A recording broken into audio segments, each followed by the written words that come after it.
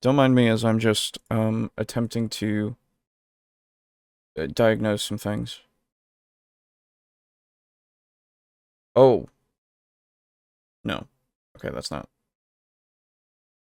on my thing. What the fuck, man? Hello. Why is this? What is going on? What's up, Dave? How you doing? Good to see you.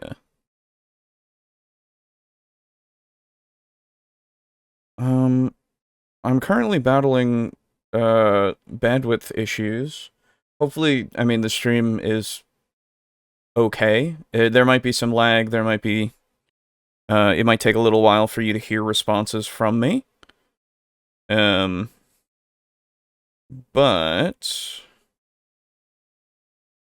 I don't really know why it's happening, and I'm just gonna hope that it goes away. Basically. Hey Timothy, how are you doing? Yeah, I don't know. It's one of those nights it looks like that my bandwidth is going to be fluctuating from anywhere from 1,000 to nowhere near what I need. So, hell yeah. Few quality shifts but no lag yet? Okay, that works. If it's auto-shifting the quality to match the output, then that makes sense. As long as there's not lag, we'll be fine. The VOD will have no shifts, at least. Good, you? I'm doing alright. I'm doing okay. I'm happy that we're back. I'm sorry that we didn't do last week, but I just was not feeling it at the time.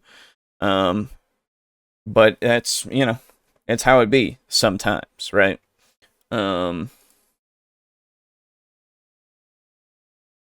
Especially after 24 hours of table talk. It was really fun. Don't get me wrong. But sometimes you just crash out, right? It's crazy. Yeah, maybe it's because I'm transferring something between this computer and another computer. That might be taking away my ability to do stuff.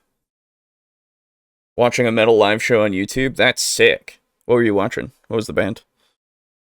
Can't wait for 72 hours of table talk. Dude. No.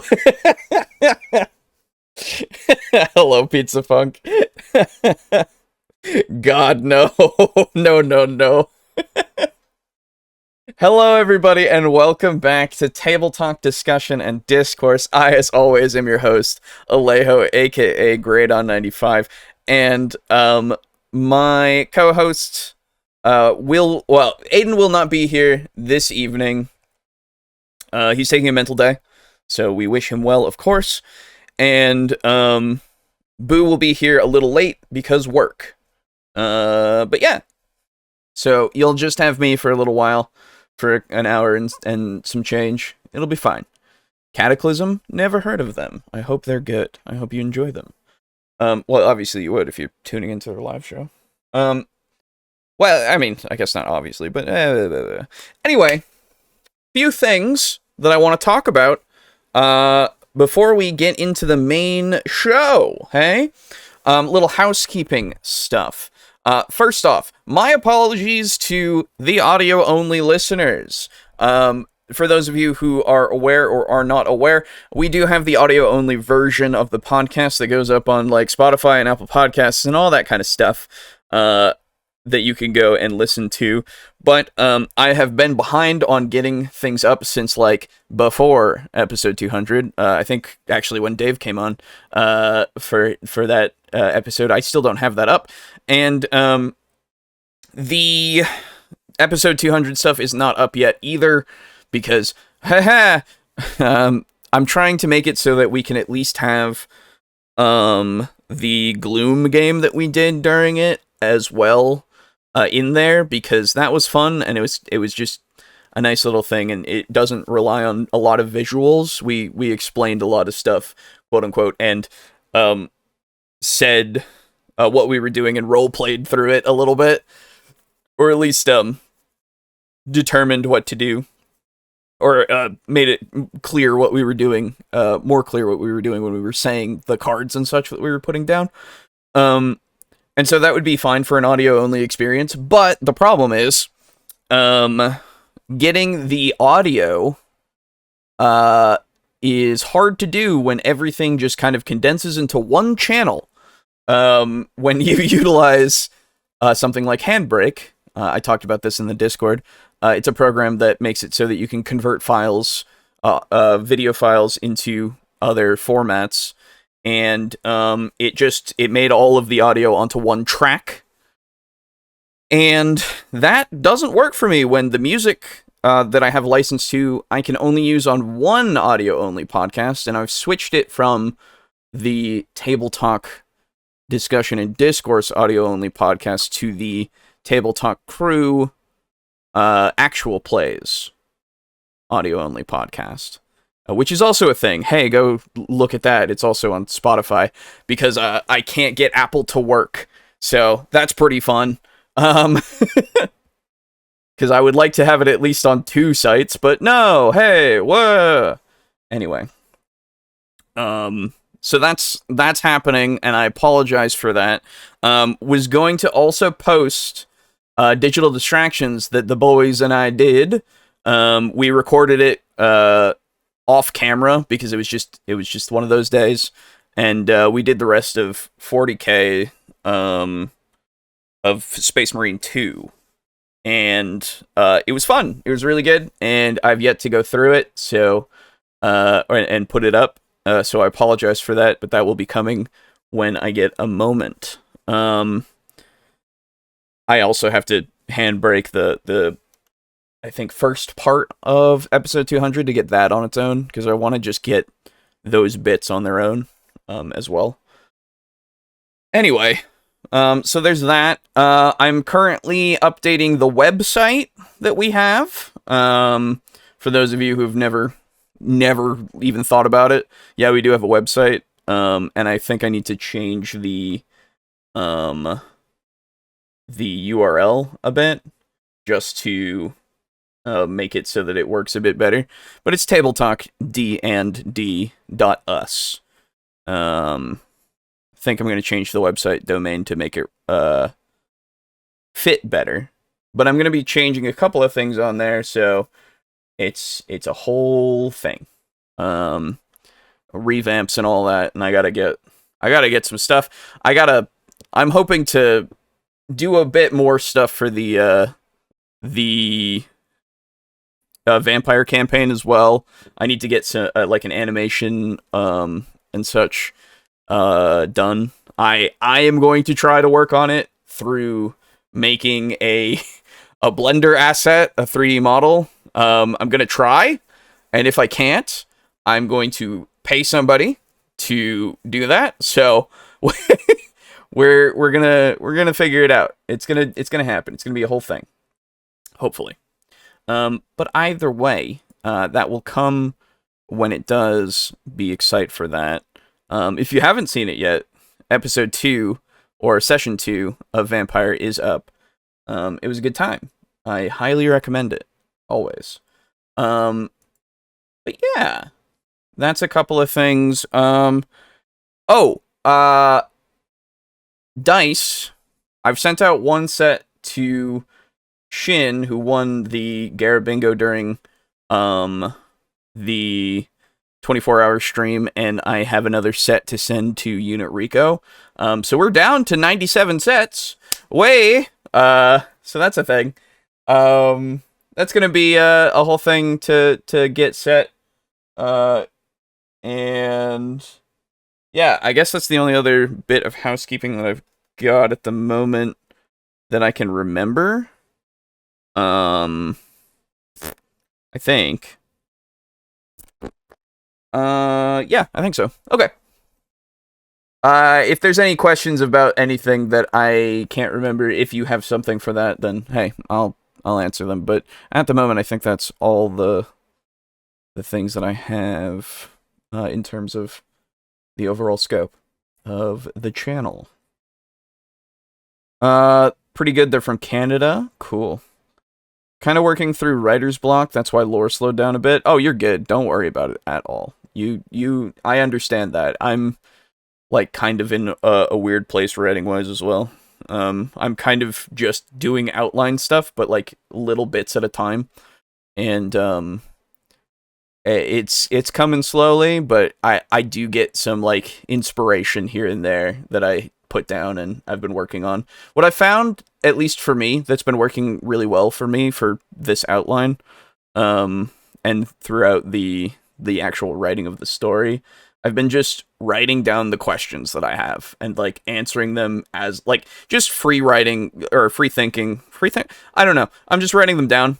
And then like as I'm writing them down, I think about it more, and then I write like question answers to myself, like, oh, why did this happen? Oh, is it because of this, or is it because of this? You know, like that's been helping me actually quite a lot, answering my own questions, because then I also, if I just leave that question there, I when I come back to it, I can see where my brain was, you know, and then I can answer it with a fresh mind if I, you know, take a day or two.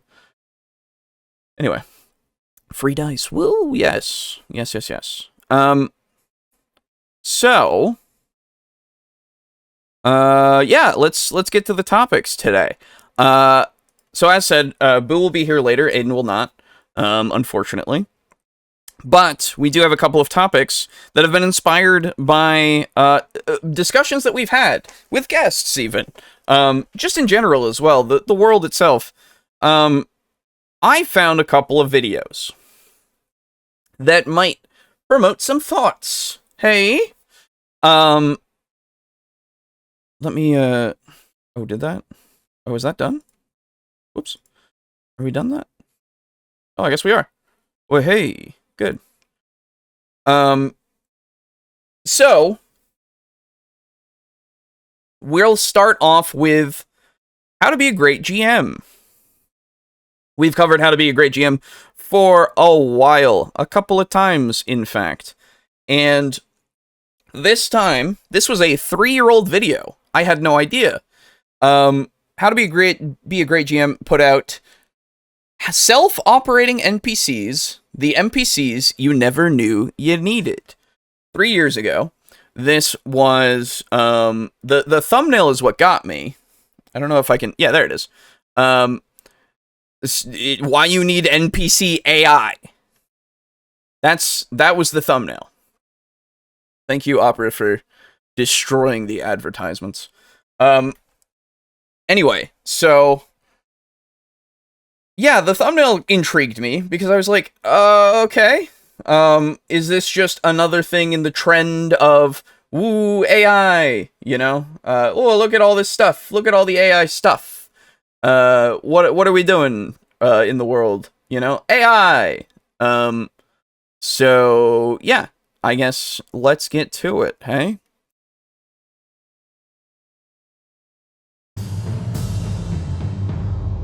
Hello and welcome to this week's episode of How to Be a Great GM. My name is Guy, and today we are dealing with the interesting issue of NPC AI, which is hopefully going to revolutionize how you look at NPCs and doing anything on the fly. Okay. This won't fit in the world at all, but I always pictured Cornell and Veronica singing one half opera and one part metal scream. Cornell the scream and Veronica the opera. Oh, that'd be cool. AIU. Well, so here's the thing, right? AI itself is a tool. AI itself is not necessarily a bad thing, right? It's a tool that can be used to generate inspiration, if you need it. As long as you're not doing the things that people have been doing of, like, taking a whole AI story, quote unquote, and publishing it. You know, because there are literal AI entire written, like, books that have been made and use AI art and all that kind of stuff. Like, it's a weird fucking thing that has happened. But again, it's not necessarily a bad thing to utilize it and draw an inspiration from it, because whenever you're making a campaign or whatever, you want some, just, if you can't think of something, you can absolutely go over to ChatGPT or whatever, put in a prompt, and then it can spit out some stuff that you can use or you can not use, really. As long as you are smart about it, you know? As long as you're doing some of the work to give it that creative spin of your own, right? Tool, yes. Do people use it well? Not all the time. Yes, agreed. That is true. So this is the thing, though. I don't know how I feel. Just right off the bat, my knee-jerk reaction to this is, ah. My brain just goes, ah, because I don't know. There's something about the creative process that we all go through when we're creating characters and worlds and NPCs and all that. That not to say that, again, AI can't help with that, but I don't know. It's just, if we don't have an over-reliance on it, right? That's all that I want, is that it is the tool, and we understand and recognize that it is a tool to use, right? I don't know. Improvisation is going to be assisted by NPC AI. Sure. Now, remember to hit that like button or the subscribe button. It helps the channel in ways that you cannot possibly imagine, and it What? takes No, we can all imagine what... Everybody knows how it helps. It's okay. 1 or 2 clicks. So please do that. World Anvil is today's sponsor of the video, oh, sure. And World Anvil is full of all kinds of super useful, amazing templates, guides. It is, of course, an ultimate repository for all of your GM notes, for all of your world building, and even for your characters as well. They've got just so much in terms of what you can do, timelines, heraldry. You know, interesting story. Not really interesting, but I reached out to World Anvil when we were at like 400 subscribers or something, and I was like, hey, would you like to, like, we could do that, we could say things about you if you want, and it would help, like, legitimize us, maybe. It would be nice, it'd be cool, you know, we're small and all that. And they replied to me, you haven't really used our thing, and you know, but I mean, hey, go for your thing. We hope you do well. And I was like, okay, cool. So World Anvil is one of those things that I don't have anything against it, right? It seems like a fine tool as well. I don't know. It's a useful repository for you to use to collect all of your things that you need for world building and stuff, right? But it's fine. I can do no wrong, for I do not know what it is. Not sure that's how it works. It is not. Hello Shin, hello Entropy, hello Verity, hello Locomotion. How you doing? Hey, I will never understand Galvin. He's too deep, man. Fair enough. Maps, pinning maps, designing all kinds of cool encounters. Everything that you could possibly want in terms of creating your world space is waiting for you at worldanvil.com. Use the code GREATGM for a discount when signing up for a subscription, which is not required to use the basic program. So the idea of NPC AI, Here we go. AI basically means artificial intelligence, and so when we refer to NPC artificial intelligence, what we are referring to there is the programming that goes into an NPC that allows it to autonomously act. Now, what programming? We're not programmers. We're not going to be using markup languages or C sharps or D flats or, hang on a moment, that's musical. Anyway, whatever the programming languages are, I think there's one's called Python. Anyway, whatever. We're not going to be doing that. We're going to be looking at how do we program ourselves as GMs to create NPCs that come with an inbuilt AI. Oh, okay. I'm hoping... who's the gentleman? This is How to Be a Great GM. This is Guy. He's a lovely gentleman. Um, he sometimes has some radical things to say, cutting off hands, and of course, anyway, but too British for me. No. He's South African actually, I believe. Anyway, which is technically a English territory or something. I'm not sure, but anyway, so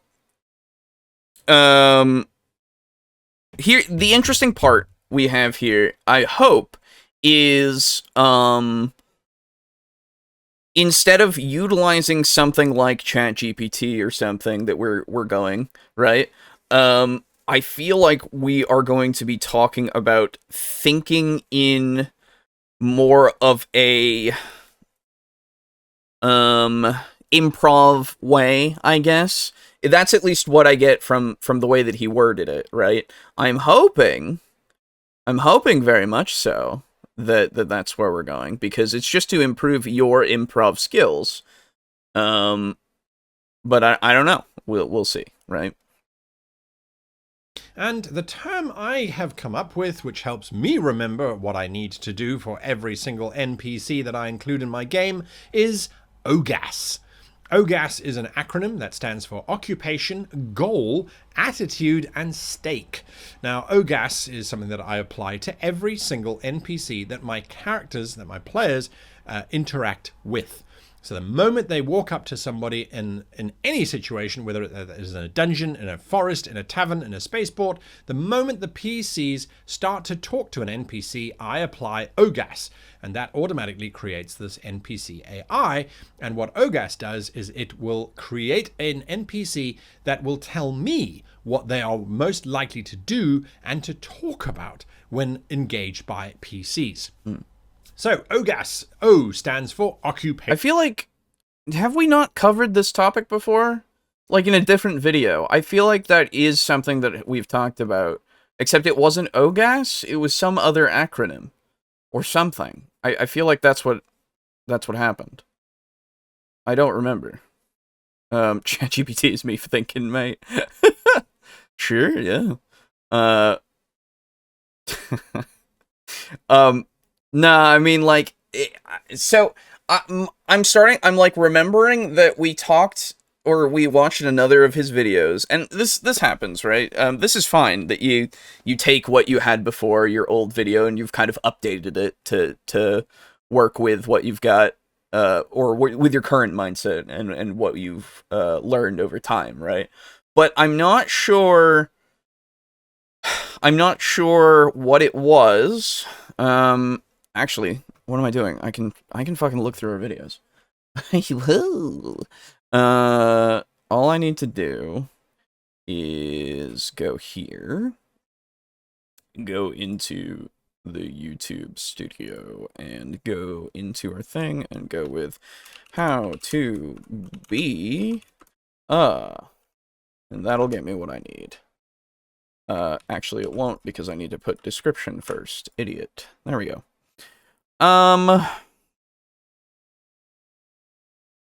Nope. Was it writing? Really? Wow. Okay. This didn't help me at all. Great. I don't know. Either way. When AI goes past Google with extra steps, that will be something. Half joking. I mean, yeah, right. I was drunk, that's for sure. Still are. Let the dude talk already. Hey, you calm down. We pause when we need to, okay? We pause as much as we want to. You can... If you want to go watch the video yourself, it's in the description. You want to watch the whole video? Do it. I'm just looking for something that would help with, if we've already talked about this. Really. Most NPCs will have an occupation. Think about your own occupation for that matter.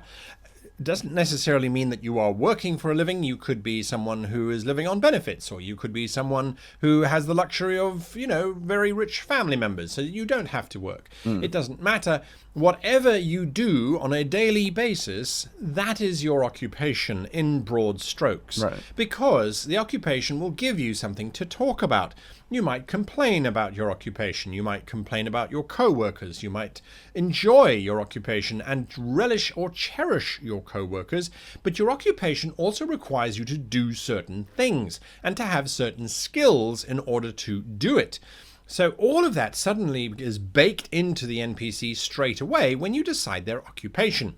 If we take, for example, a city guard would have certain things inherent that they can't really do without.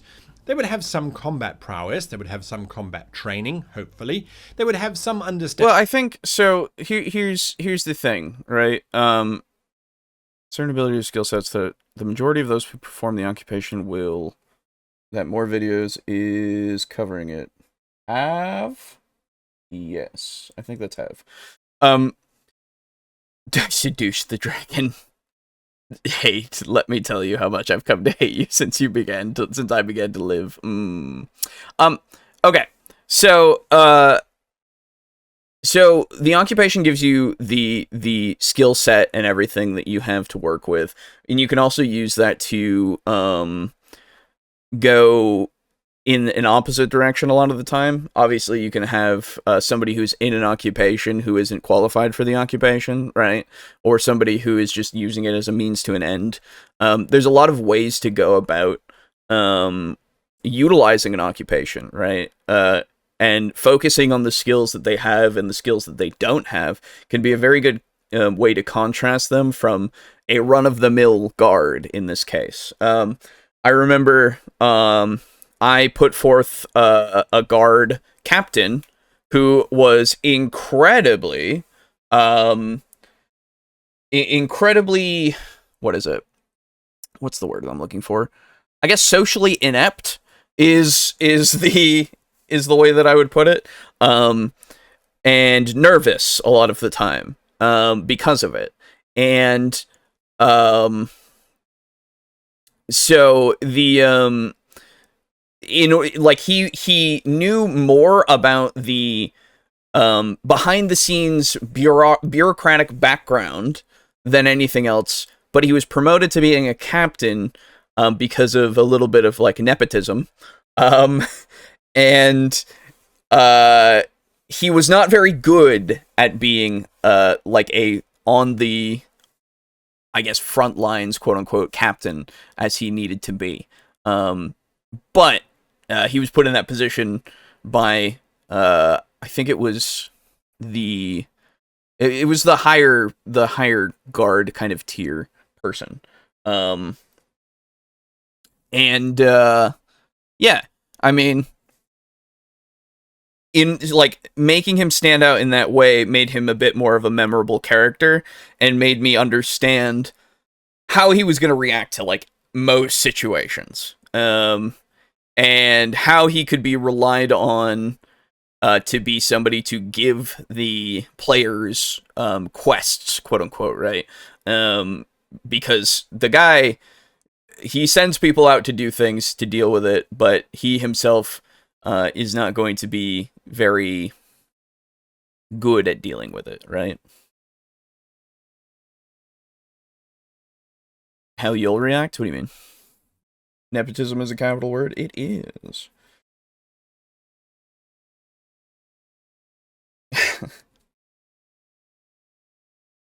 Understanding of the law and what is legal and was not legal. They would have some understanding of what their jurisdiction is, what they can and cannot do to members of the public. All of that comes along with just their occupation. Now, some city guard might enjoy being city guard. Some might not. Again, it all comes through in the occupation. So occupation is our very first programming tool, if you like. So this was put out 3 years ago, and I assume the whole AI NPC thing is just for the clickbait aspect. Because, again, self-operating NPCs, the NPCs you never knew you needed, is, like, not what we're doing, right? We're creating a personality to play. based off of various factors. It's not a self-operating NPC because you aren't creating anything that is operating by itself. It's just you.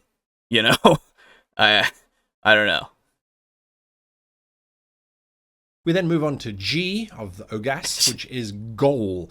Now, every NPC, everything on the planet has a goal. Most of the time it's to survive, to procreate, and basically that's it.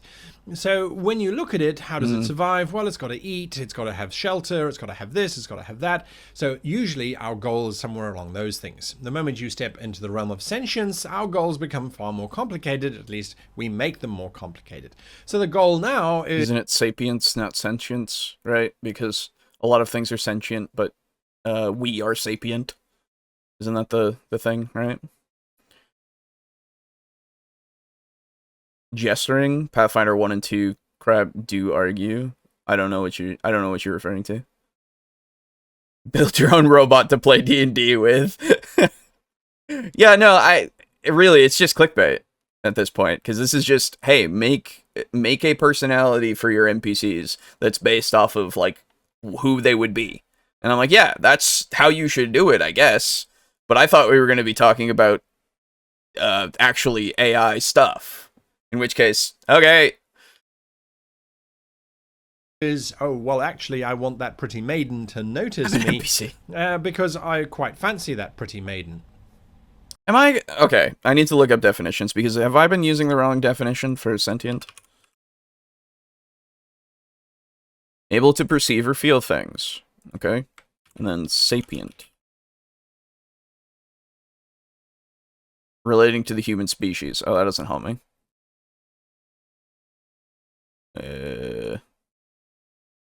Yeah, sentience doesn't require self-awareness. Sapience is often described as consciousness or the ability to reason. Okay. Yeah. That's what I thought. Okay, we're good. Or I want to get free food, so I'm going to go and try and get that free food by being a little bit bullish towards people who could possibly give me free food, so they give me free food, so I go away. Goals. Yeah, that's something that anything could do. That's not because of... I mean, I guess technically that is sentience, but it could also be more so sapience in the way that you do it, right? I don't know. There are billions of different goals for you to choose from, so choose a goal which you think is going to create the most interesting space for your NPC to operate in. So with our city guard, let's say the city guard's goal is to get free stuff from taverns and pubs on their patrol route. This means we are using their occupation. They are using their occupation to try and further their own goal, which is to get free stuff. This then leads us on to the A of Ogas, which is attitude. Now, the attitude of this NPC is going to change. Our attitudes change from time to time, but generally speaking, this is their worldview. This is how they are in 99% of the situations. This is how they behave. Now, it could be brutish, it could be simple, it could be noble, it could be dignified, it could be happy, it could be joyful, it could be helpful, it could be sorrowful, it could be apathetic. Again, there are so many different types of attitudes that you could apply to this. All right. Again, it's not bad. This advice is not bad, but I was expecting something else. This is just fine advice, right? Like, it's just your attitude is what your NPC is gonna be like when you interact with them. Yes, absolutely. I can't, like, what am I supposed to do with this, right? There's nothing for me to really go with, you know? Like, what the fuck are we... Like, what am I supposed to do here? You DM'd? Yes. I'm literally running the current campaign that we're doing for Vampire. Like, and I've done more before that. I've done the Delta Green stuff, and I've done, like, D&D stuff. Like, it's... But my whole point here is just... he's just doing... That's a work in doing, true. But like, my whole point right now is just, what am I supposed to do with this video when it's just general advice that we've gone over before in many different forms, and it's nothing new, right? Part of me is like, well, we've gone 6 minutes into this video. There's nothing more to do here. I don't know what the fuck I'm doing. Hey, fair enough. This just in, robots have feelings. The new patch put that in. Ah, nice. Let me hold on.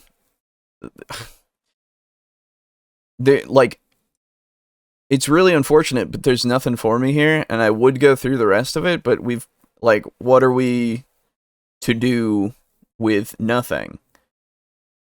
And by nothing, I just mean nothing to really, talk about. This is just a fine video so far. He might go into something weird, I guess. I'll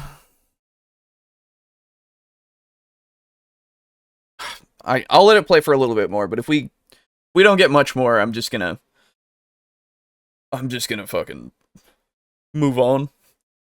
This particular individual. Again, it's about applying ones that you think are going to create the most interesting outcome. We're going to talk a bit more about that later on in the video. Oh, okay.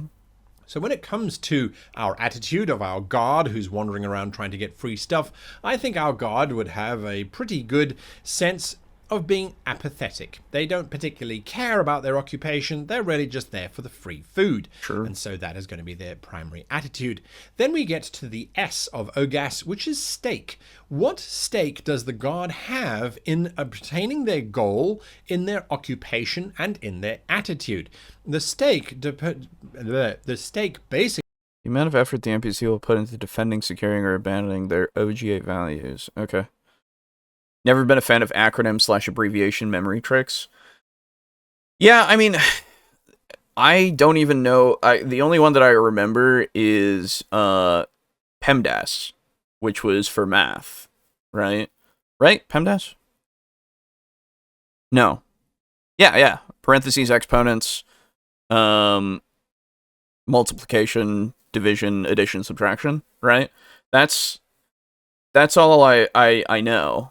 But other than that, and I don't even think about PEMDAS. I just do it now, you know? Like, I remembered it from from school, but it's just something that you just do inherently at this point, right? Yeah, okay. So, remember FOIL for first out, inner last for polynomials? Okay, yeah, there you go. The one that I know from work is FIFO, but that's because that's a manufacturing thing. First in, first out, right? And that's mostly because I listen to people have to learn it all the time. So I remember that. But other than that, yeah, it's useful, but for this one, OGAS, I'm like, I don't know. Do I need this? Right? Or is it more something that I could just say, I'm creating an NPC. What does that NPC, what is that NPC's purpose? Why are they alive? What do they do? You know, I can ask the questions and answer them, I guess, more so. But if this is a way that works, hey, use it, right? Whatever. Basically, is how much resistance, how much effort are they going to put in to securing all three of the other letters of OGAS? So if the guard's stake in their occupation is, well, if they don't do a good job, they'll get fired, which means they won't get free food, then their stake in their occupation... She has to be a hot tiefling, true. What does this have to do with AI again? Nothing. Absolutely nothing. This has nothing to do with it, right? I don't know. Pick something that makes the 1 minute interaction with this guard slightly different from every other guard. Right, yeah. Well, so here's the thing.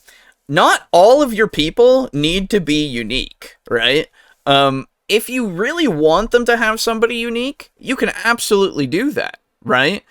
But, you don't have to, because that will be so much work that you just need to put into it. Or, I guess, you know, it can be as simple as literally just change one thing. That's all you need. Change one thing, and then they stand out a little bit, and that's all you need. But for absolutely, I guess not essential, but just more NPCs that they are gonna interact with more often. Yeah, you make them unique. Like, you put that effort in there. But for the crazy, for what the fuck? Don't you have any topic particular snowflake you like? But like, yeah, exactly. Like, it's just like, yeah, for random guards, unless in that moment they're gonna, they need to be somebody who's more than just a guard, then yeah, you can just put. The thing is, as well, when characters interact with NPCs, if they just continue to interact with people, then they just go, oh, that guy? We're going to talk to that guy for like ever. And then you have to go, okay, now I have to make this person more important, right? That's usually how it works, because players will be drawn to random people, just in general. They ask, oh, hey, we're in the middle of town. Is there like a guy who's like selling fruit at a stall? And you go, yeah, okay. There's a guy over there. He's selling fruit.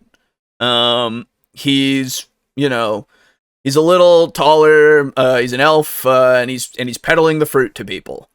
He's just like, hey, yeah, buy my fruit. I grew it myself. Wowee. Here you go, have fruit. And they go up to him and they start talking to him, and then they just start asking him all of the questions that they have about him and his life story, right? And then it's just like, okay, now this fruit seller man is just here. And then they are like, yeah, fruit seller man, hey, you want to come with us? And you're like, he caresses the fruit. Exactly. Right? Like, you make him more interesting because they've taken an interest in that person, right? Is pretty high. They will want to be a fairly good guard. Now, if the stake in getting free stuff is also pretty high, they might get quite brutish about it. Walk past a tavern going, well, I might not walk past this tavern tomorrow night. And then what would happen? Imagine all the thieves that would fall upon you. I could walk past tomorrow night, but I get so thirsty. That's if they've got a high stake. If they've got a low stake in getting free stuff, then they probably wouldn't try that. They would probably just walk past and say, oh yeah, spare a drink for a guardsman on patrol? No? All right. And off they go. You see how building out our ogre starts to give us this NPC AI. The NPC is now telling us exactly what they're going to be doing just based on these 4 parameters. Why are we just throwing AI in for no reason? That's not what it is. That is not what it is at all. Right? Am I crazy? Is this a applicable use of AI? Or is this just a personality for this character? I don't think AI has any reason to be in this video. It was just popular 3 years ago and is popular now. Fuck. Coming up with things to make characters stand out can be either really easy or hard as fuck. From my experience, it hits me like a truck when I think of something. Oh, yeah. I get that entirely, yes. Is he just equating it to, like, video game AI? I don't know, right? It's just, like, it doesn't make... Oh, excuse me. It just feels like a buzzword, right? I guess this is what we used to think AI could do. Maybe. AI for flipping off the taxation dudes. True. Yeah, I don't... It has no weight to it, right? It has nothing to do with the use of it. It's just here. Now, when we look at the stake, this transcends into the personal as well, in terms of our character's attitude. Now, the character might be apathetic, but if the combat that is about to ensue risks their life, the stake in being apathetic changes very quickly to being pathetic, or to trying to just survive. Remember, almost all living creatures have a desire to live. Only very special events will drive a living being to actively... those 2 goals... participate in life or death situations. Yup. True. He's a bore. He's no Gygax. No, he's so. It seems like as a lot of people do, he's mellowed out in his creation. He goes on far less rants than he used to. We've covered quite a few of his rants. It's where some of our favorite memes have come from him. But like, yeah, I don't know. Oh, back when AI meant robot people. Oh. Okay. Sadly, yes. It is sad that he doesn't rant as much. We don't get as many cutting off the hands and drinking a cup of water and tasting semen. But yeah, so he we've talked, but to go back to this, we've talked about self-preservation. We've talked about this in like morality and such, you know, or not morality. I'm sorry, morale and such. And how it's something that you can just kind of implement very easily for your games a lot of the time. You don't need a stat for it or whatever, that we were covering that other video, and that we just stopped. It was, it was, you know, it was fine. It was whatever, right? You can just go, hey, whoa, you don't want to die. That's crazy, because you're like a bandit and you'd rather not die. Or, oh, it's a wolf. He's gotten damaged too much, and that makes it harder for him to hunt things. He doesn't want to die. It goes away. You know, all that kind of stuff. It's very easy. And to be fair, I am glad, since he is a more popular creator, I am glad that he's saying stuff about self-preservation, because, yeah, you should make it so that a lot more NPCs aren't just fighting to the death. Absolutely. Because they want to live, damn it. Right? It is something that needs to be promoted more, I think. And reproduce. So we are going to then try to survive at all costs. We are apathetic. We don't really care. We are pathetic, perhaps, because we have a high stake here. Please don't kill us. The god will surrender very, very quickly. If, of course, the god is very angry and the stake in survival is they don't particularly care because their anger is overriding all of that, then they might stay in the fight a lot longer. Sure. To the death, well, I'm not so sure. So we have to think about that. Now, when we look at our OGAS, the interesting thing about designing an OGAS on the fly is that if we remember that conflict is the central point around which all drama and which all of our entire adventures should be based, when we create an NPC, we should be asking ourselves, will conflict with this NPC create a more interesting story or a less interesting story? And by story, in this particular context, I mean... Avoid it when you don't need it. Use it when you want to make an encounter. Avoid it when you don't need it? Sorry, I'm confused now about what we're at. Okay, now I'm confused. Like Data, you know, when you would hear AI and think of a sci-fi character before we knew what it really was. Oh, yeah. Okay, I see what you're saying. Self-preserving NPCs veer into somewhat uncomfortable territory, like Robert Baratheon's description of killing someone in combat. They never talk about how they scream for their mums.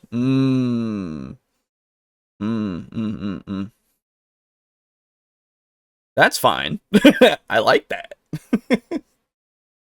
But yeah, hold on. We gotta go back.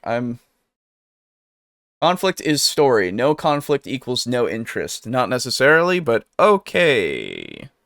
Sure. Point around which all drama and which all of our entire adventures should be based. When we create an NPC, we should be asking ourselves, will conflict with this NPC create a more interesting story or a less interesting story? And by story, in this particular context, I mean encounter. So the PCs walk up to a tavern keeper. You apply OGAS to the tavern keeper. The tavern keeper has to look after the tavern, is trying to make money, and is watering down the alcohol to make even more money. Sure. And they don't want anyone to find that out. That is their OGAS, basically, and their stake is very high. If someone were to find out about them watering down the alcohol, their patrons might leave and not come back. So they have a pretty high stake in keeping that secret. If we want there to be conflict, we will let slip that information that the beer is watered down. It will create a You must reveal conflict. OGAS is hidden from the PCs and players. If you want the encounter to happen, you need to let the PCs know more conflict point and or about a potential conflict. Yeah. Okay.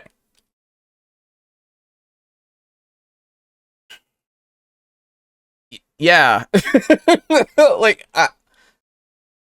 okay. I just, sorry. My brain is like, hey, yes, this is incredibly, absolutely obvious, isn't it? Right? I can't. Does Guy make videos for like brand new people? Is that what we're doing? I guess. Is that what his channel has become? Like brand new people these days? Um, because I don't know anymore.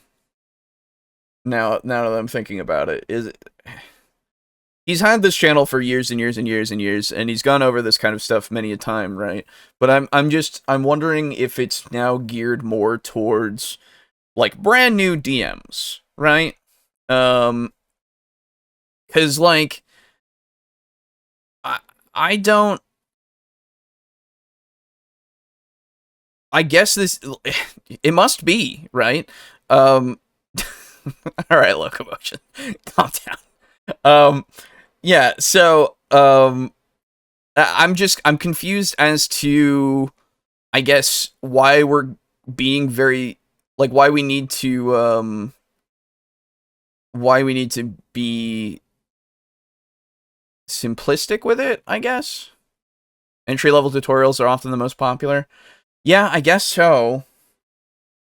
Yeah, it's true. And then you build off them, and then you get people to watch more content, usually if they want the quote-unquote advanced course, I guess. But this is like...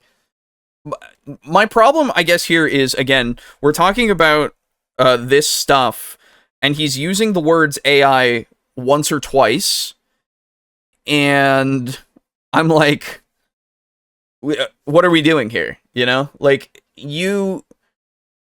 3 years ago, you put this in the system with that sort of thumbnail, with this thumbnail, right here, with the fucking binary in the background and everything, right? And I'm like, if this is what we're doing here, what are we doing here? Because this isn't about that. Right? This is about the... Well, I mean, it's not like you can't venture off the topic, but where is it? You know?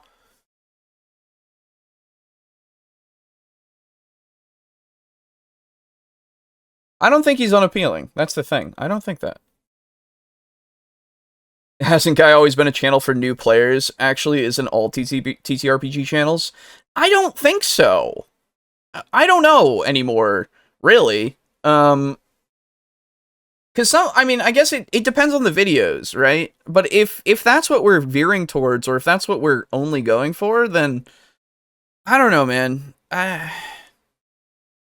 Content for TTRPGs should, I don't know, continue. Like, again, if you're remaking something that you've put in the past with a new perspective, I can understand that. But this isn't new. Because again, I really feel like we've covered this before, just in a different way. So why are we not iterating off it instead of just rehashing it, you know? To get the views? Oh, cool, you know? Not seeing the Matrix, bro. Exactly. Play Dwarf Fortress and you'll start seeing the Matrix? That is true. You do need to. Bored... Said did. and the PCs will engage with the NPC in a conflict type of way. The PCs might try and extort that barman, etc., etc. The barman might try to kill the PCs to keep that information quiet. Interesting how it just suddenly pops out because we wanted to try and create a conflict. You don't have to always do this, of course. Most of the time, your NPCs should be trying to avoid conflict. That is not their goal. But if you want to create conflict, well, just give them an opposite. Why risk conflict? Better to avoid it unless it is too dangerous to do so. So, okay. Well, now we have things to talk about. Wait, we're talking about conflict. Okay. Conflict has many layers. It's not necessarily just fighting, right? It's not necessarily combat conflict. It can be verbal, it can be argumentative, it can be civil in that way, right? It doesn't have to be a lot of yes, it's a tool, exactly, yes. But again, it has many different facets. You don't, like, there is a genre of stories that are being written and created that are, what is it called? It's like, I don't know, like cozy fantasies or something, cozy something. I can't remember. I used to know a bit more about it, but these days it's just kind of got out of my brain. But like, it's more slice of life, right? Slice of life rather than grand scheme life-changing things. So like there's a book called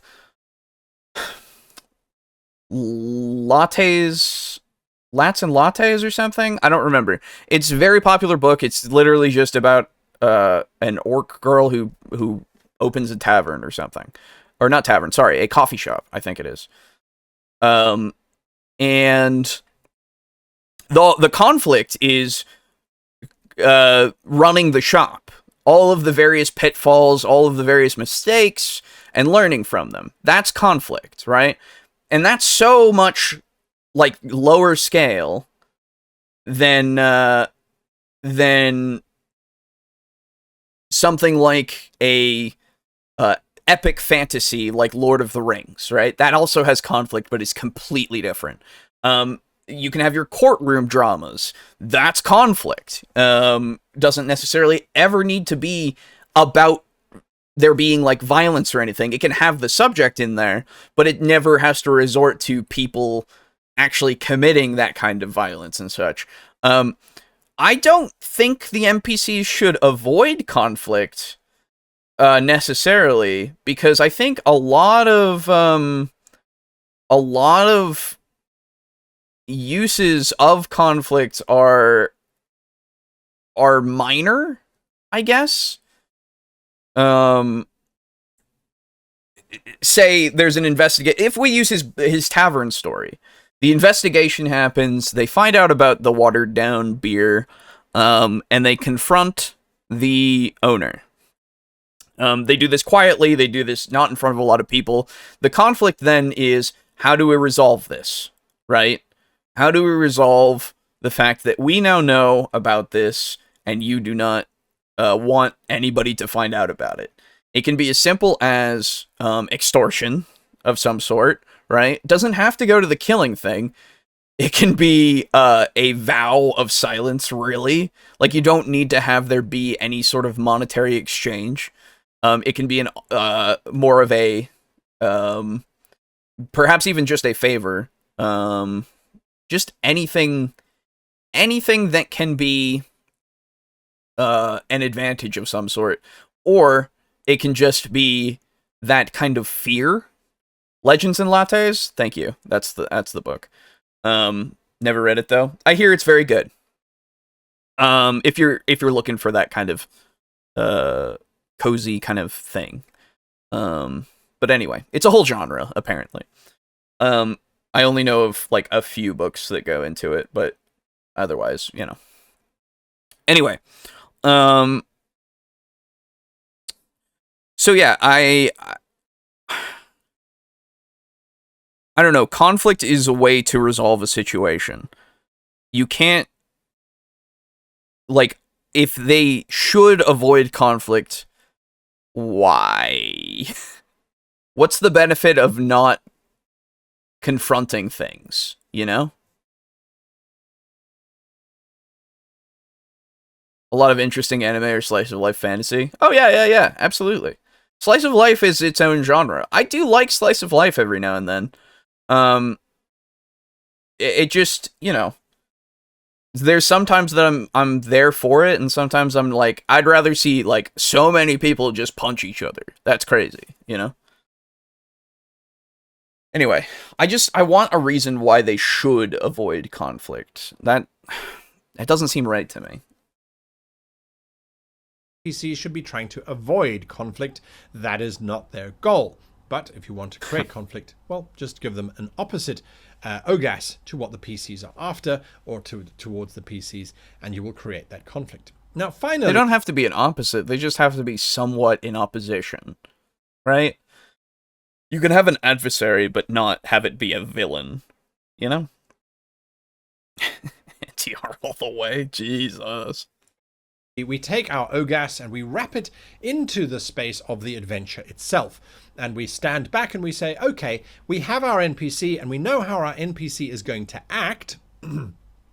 We now can give it some additional parameters, which is to help the PCs or to help the players. So if the players don't know what to do, if they're kind of lost and they're going, well, we're looking for plot, we're looking for this, we're looking for that, then all you need to do is add to that NPC that they're going to give the PCs some additional information. Oh, you lot look like you are going on a hunt or something. I hope you know about the dangerous deer with the magical antlers. It gives them something, to work with, and you fall back on the OGAS to work out how the NPC is going to tell that information to the players. It's really... Interesting. NPCs shouldn't volunteer. The plot info should require the PCs to be nice to the NPC or to engage with the NPC in some way before you just give them plot information, I assume. Sure. Right? So it depends on the NPC. It depends on the temperament of the players, and it depends on their reputation, I guess. Like how, why are, I don't know about shouldn't volunteer, right? Because, you know, potentially that is the purpose of that NPC, right? I guess in the beginning when they're a nobody, you know, character, yeah, I mean, I guess people aren't going to be going to them for anything, really. But if they make a name for themselves doing this and that and the other thing, then more likely they would volunteer information to give that person an advantage, or to get them to understand what they want them to do. And hell, if they volunteer information, they could be manipulating them, right? Like, that's a whole aspect of an NPC that could be trying to get them to do something that they wouldn't otherwise do, right? What if I want the peanut seller to come with me, damn it? Well then, you know, that's fine. Who's the dude? Can you extrapolate? I'm missing the point. What are you referring to? Are you just talking about in general, like the NPCs? Because it could be anyone. It doesn't need to be a specific person. It could be just anyone. All of these examples could be anybody for any reason. You know? Oh, the lad talking. Oh, okay. Who shouldn't volunteer? He's saying just in general, I guess. Which I'm like, As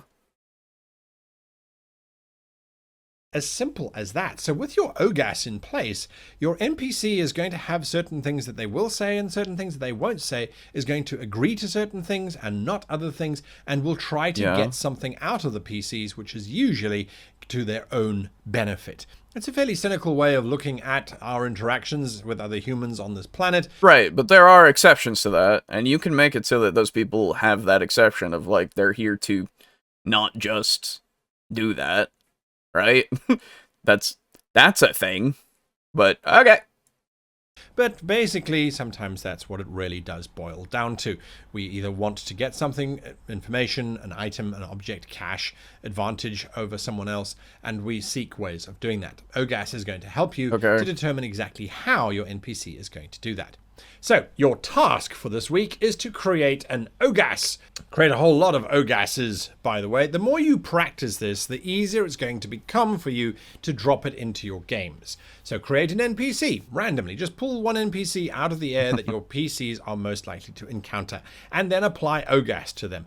And then practice going, well, this is what the NPC is doing. So how would that OGAS exhibit itself? How would it... You don't have to... You can just ask the questions yourself. You don't need, like, OGAS, whatever. Like, yeah, again, it's helpful, sure. If you need this as a tool to create NPCs, more power to you, use it. But I really believe that most people don't need this acronym kind of stuff. They can look at themselves, and they can look at other people. Yeah, I did already forget what OGAS was, too. They can look at themselves, and they look at how other people act. They can look at media. They can look at whatever stories, written or televised or whatever. Do not use OGAS if you are pregnant or trying to get pregnant. Yeah, right, exactly. Like, OGAS is the acronym for occupation, attitude, something, and stake. That's what I remember. I don't remember. But, again, you don't need this, right? Like, it's fine, but just look at how you act. Think about how other people act. Put yourself in their shoes. If you want to base characters off people that you know, in the sense of, like, creating a personality that's the same type of person, then you can figure it out from people that you are aware of, you know? And then ask questions to yourself of, like, oh, why, how, you know, all this kind of stuff, of just general questions that are vague enough for you to go, this is how I think this person would act. Ooh, this is the way that this would go. Ooh, they want to do this, you know? Like, again, useful tool, but very simplistic, I guess. Present itself out to the world. How would this NPC operate? Especially with the conflict part. The conflict part I'm confused about, where that came from, of, like, why, you know? Why did we... Why are we recommending that the PCs don't want to go for conflict? Because who are you talking to? You're talking to the GMs, right? Like, how is making it so that your your players don't look for the conflict unless you spoon feed it to them, in a way? Not really spoon feed it, but I don't know. You don't need to present situations that provoke conflict, I guess. And I use provoke in more of a, you know, it doesn't have to be a violent way, right? So, you know, but provoking the conflict in any way is just going to happen if it's necessary, you know? The character will search through some stuff if they get suspicious. The character will, like, it doesn't really matter what you do necessarily, but you can present things that are more obvious if you really want to, right? With this particular OGAS. Then try a complete opposite OGAS and apply that to an NPC and see how different those two NPCs... All you gotta do is just put personality. Replace OGAS with personality. Replace the AI thing with personality. You've done all the things. You're fine, you know? Are. Try and figure out, well, what would happen if these two NPCs met? What's the dialogue that's going to happen between the two? And it'll be very interesting to see. You will start to realize that they can have a conversation with each other about something if they're in the same space and they're both waiting for something, or they're both doing something, or just being bored, sitting doing nothing. What will the one say to the other? Sure, but I would really rather not have to roleplay with myself in the terms of in-game, so I would rather roleplay with the NPC, or the PCs, or have the PCs roleplay with each other, rather than me roleplay with myself, because I can do it, but it's not what I want. and how will they then respond? The AI should take over, and you The should AI? What? to have a split personality conversation with yourself whilst completing this task. Anyway, until next time, a big thank you to my patrons who make this channel possible. Now, if you are not a patron, that's not a problem. If you head on over to our website, www.greatgamemaster.com, you will find a written version of this video with points and annotations and things done by our social media goblins. Thank you very much to her for doing all of that. All of the notes are available. Just go to our website and click on videos and choose a video, and you will see this as a written up note. Until next time, thanks for watching and happy gaming. Thanks. He just threw in that AI for no reason, really. Awesome. Yes. Is this man an AI? Does he think an AI is just a personality? No. I don't know. I don't know what the fuck. Talking to myself, I already do that. Me too. Like, I don't know what purpose it's there for other than the clickbait. That's all I think it's there for. Not useful. It's not.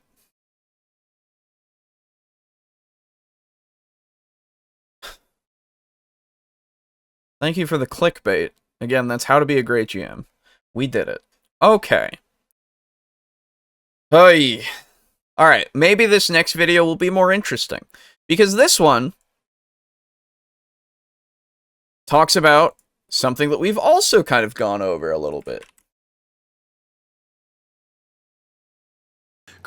Okay.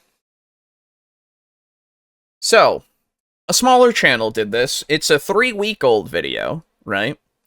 Some really weird clickbait. I don't think it's weird. I think it's an easy one to do. If I were to, like, I feel upset that I put AI in this title because that's not what we talked about. So I'm going to put it in quotes because that is not what was part of this video at all. It was 3 times used in a way that makes me go, no, that's not what we're talking about. That's so weird. Why? So it's now in quotation marks. Good job, everybody. We did it. Okay. So this next video comes to us from D20 Pub and Tollus City by the Spire. A smaller channel saying 8 tips for creating high-level villains in D&D. Now, the reason why I chose this one is because we've talked about, a few different times now, we've talked about how when we get to higher level play in D&D, it just becomes really just throwing things against a punching bag until the punching bag falls down, right? And it can be incredibly monotonous, unfortunately, unless you make it more dynamic, right? And you put things in to make your quote-unquote boss monster or boss encounter more dynamic with, like, phases or other things that, things like bloodied from 4E and such. Just anything to make it so that it's not just, I hit the thing, it hits me, you know, we do all this stuff, and we're hoping that it just kind of is fun, right? A lot of people, fuck Pathfinder and 4E. You're not in the right place for that, dude. Pathfinder's fine, and 4E is also fine. And 5 is also fine. There's nothing wrong with each of those systems in the sense of them being used. There's a few different issues, sure, but I wouldn't say fuck them. Either way. Early human questions when seeing a new thing: how can I punch it, eat it, or fuck it? Later came, how can I make money from it? True. Like 3.5 D&D? Yeah, so do I. I started with 3.5. It's my favorite edition. Doesn't mean that the other ones are any worse. Okay. So, But yeah, so let's see, I guess, if we have any tips that might be useful for high-level villains as we go through. Creating a high-level villain in D&D can be one of the most rewarding parts of being a narrator. They're not just that final boss, they're a critical part of the story, and they can create some of the most memorable moments for your players. Sure. By balancing power, narrative depth, and a good challenge, that can all be really tricky to juggle all those parts. So I want to give you 8 key tips to help you design a high-level villain that your players will not forget. First, if you don't want to watch the whole video, here's a graphic that has all 8 of those tips on there. Interesting. Saying, hey, guess what? Don't watch the full video. That's an interesting tactic that I've not seen before. But sure. Focus on goals, plan resources, layer, lieutenant's backstory, high-level mobility, threaten the NPCs, source inspiration. Okay.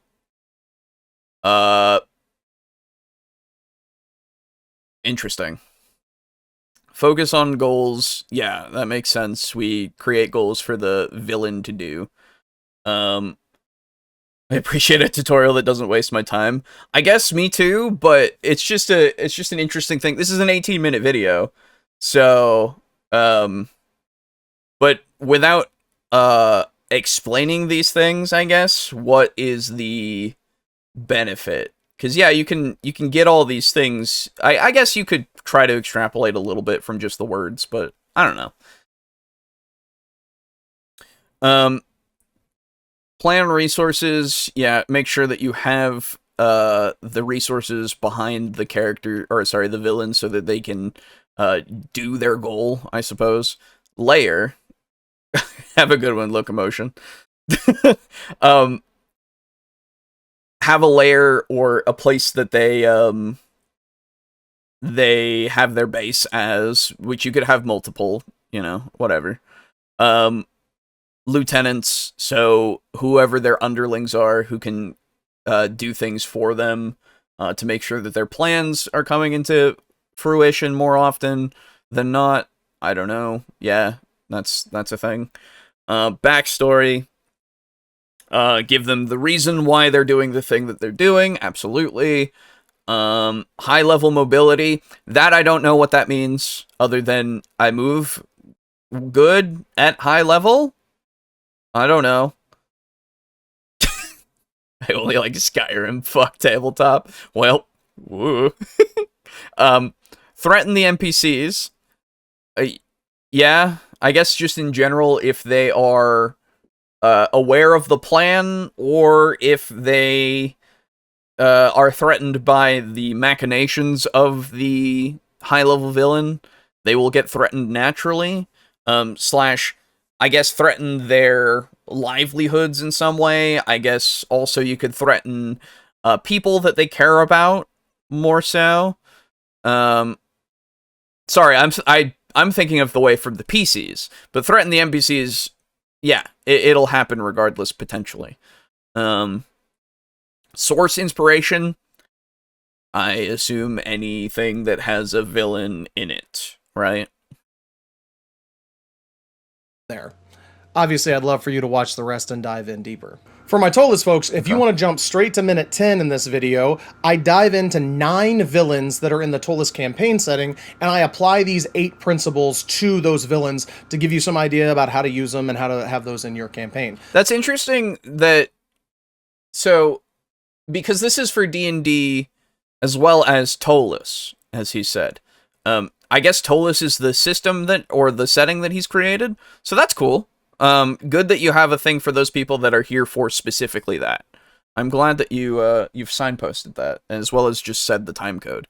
I wonder, since Watch Together doesn't really do the chapters thing, I wonder if there are chapters for this. Because that's a smart thing that people do, that I have continued to not do for the what's it called? This channel. Like an asshole. My apologies. I still want 100% recreation of D&D in a video game form. Yeah, good luck. Gold box games. Gold box games? For what? Number 9 of those villains is Aga-san, who I really love what I've done with him. I've never seen it done before. It's kind of just a new twist and a new take. So check that out. Let me know in the comments down below what you think about what I'm doing with him and what you're doing with your Tolus villains. All right, tip number 1. Focus on the villain's goals. Yes. Always remember that your villain is driven by their own ambitions. Defeating your heroes might be one step in their plan, but it's almost never like their end goal. No. Are they after power, control, revenge, or something way darker? Make sure that everything your villain does is in pursuit of that ultimate goal. Whether it's moving their base, sending minions to slow down the party, whatever they're doing, the villain's moves should always reflect their grand scheme. Number 2. Okay, first off, yes. Just in general, all good villains will just continue to, Loco, you're still here. I thought you were going to bed. I don't like the best game ever made, E.T. on Atari 2600. True. Oh, I see. Gold box was for, I can't think. Anyway, but yeah, so your villains have their goal. Most everything they do should be for that, if not for a secondary thing. Of course, we all, we set our goals every day. Whether consciously or subconsciously, we have things that we need to do. And if something falls out of that main goal, I just want to get through my day. And then you go through your day a bit, and then it's like, oh, there's a new video came out that I want to watch. Ooh, I'm gonna go watch that video. Things will take up your time as you continue through life. And so I feel like, even though your high-level villain does have their ultimate goal, sure, they can take some time to do something else if, they put something, I guess, that they've assigned, I guess, to a minion of some sort. They can take the time to do something else if they want to. Because, having your villain have more depth to them than just, I only want to do this one thing, it can be beneficial, It can make things a little difficult sometimes as well, in the sense of like, oh, why would they do that? Why would they take the time away from doing whatever it is they do? Are they only driven by this one thing? Why can they, take something else, or do something else, I guess, take the time to do something else that isn't part of that main goal. And then just start, maybe you can make it so that it's some sort of like weakness, quote unquote, something that can be exploited by your PCs, where they find out about this one thing to, like, perhaps, either negotiate or end something, or, prevent, or not prevent, prolong? No. Basically put a halt to the ultimate plan for a second. Hello. Hello. How you doing? I am doing very good because I Good. just fucking I just scratched a brain itch. I've been itching for like weeks at this point. Oh, well, good. I'm glad to hear Yeah. it. Yeah, it was about one of my stories, and it was so frustrating that I couldn't think of. Well, good. I'm glad to hear it. Yeah, so you know what? I can actually tell you at least vaguely what it was. Yeah, sure. Basically, the original story idea basically boiled down to, you guys hear about a thing, you go to a place, you find a problem, you fix the problem, Absolutely. and then you leave. Yeah. And that was just not going to fucking fly. Ah! That is way too simple. Gotcha. Not gotcha. Lovecraftian at all. Sure. So I done fixed it. I done fixed it. Well, I'm glad. I'm glad to hear it. What the fuck are we watching? Well, you missed the first video, which was basically shame. just a guy saying, "Hey, make an NPC." Okay. And it had clickbaity stuff in the sense of the thumbnail said NPC AI. And there was like 3 mentions of AI just in a very unnecessary way instead of saying personality, really. And I went, okay. And then I got a boo. that was it. I got a tiny boo. Oh, cool. Yeah. And now this is 8 tips for creating high-level villains in D&D. We've gone through the first tip, which is just they have a goal. Make sure they have a big old goal. When they say high-level villains, do they mean like high level as in this is a like they have a high character level? I don't know. I assume this is like campaign-wide. Okay. I so when they guess. say high level, it's like well written. I suppose. I assume because you know, let me bring you back to 137 is where we're at. He signposted this. These are the tips that he's going for. Oh yes, lieutenants. Yeah, Yeah, absolutely. This is a high level. Exactly, right? So like they are the top of the totem pole, basically. Yes. So yeah, I don't think it's referring to just specific like character levels or anything like that. But it is just like, oh yeah, this is the campaign's big bad evil guy. You know, he's got all the things. Beg. Exactly. As your GM or Dave says, Booster. Hello. I want to speak with you. That's true. We do I need have a bone to pick with you because I did- never got to speak with you initially. That's 'cause right. I killed my computer. That is right. You did get to speak to him. You haven't gotten to speak to any of our new guests, actually, so I know. far. I'm so frustrated. My God. I probably felt like I was doing it intentionally. It wasn't. No. Absolutely not. Yeah. It took me 10 fucking hours to get my computer working that day. That was crazy. It sucked. But at least it's working. Yes, it is working. It is working great. Exactly. Timothy says, hi, Boo. Hello. Also, if I talk less for a little bit, is because I'm currently eating burgers. Yeah, absolutely. You are fine. Absolutely. Mm-hmm. Locomotion. What's up, other guy? Mm-hmm. How do you about Arkham Horror? Yeah, you mean okay, there's several now, because now we have the Arkham Horror TTRPG, we have the Arkham Horror game, like actual board game, which I don't know why they made a TTRPG about it, I'll be honest. Yeah, that's weird. But there's also video games. Yes, also true. So, I don't know. I'd have to look into it, because, TCG level of high, exactly. Yes. Yes. We're definitely not the same person. That's right, Dave. Boo and Dave have never been in the same room, so obviously they are not the same person. Obviously. Yeah. Mm-hmm. Actually, you know what? Speaking of, because I brought up video games now, it's gonna be on my brain for sure. So, I'm on vacation starting tonight. Oh, there you go. I am off of work until the 16th.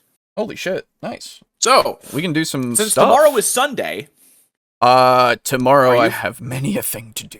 Yeah, I'm sorry. No, you're good. Any day this week from the 10th to the 16th.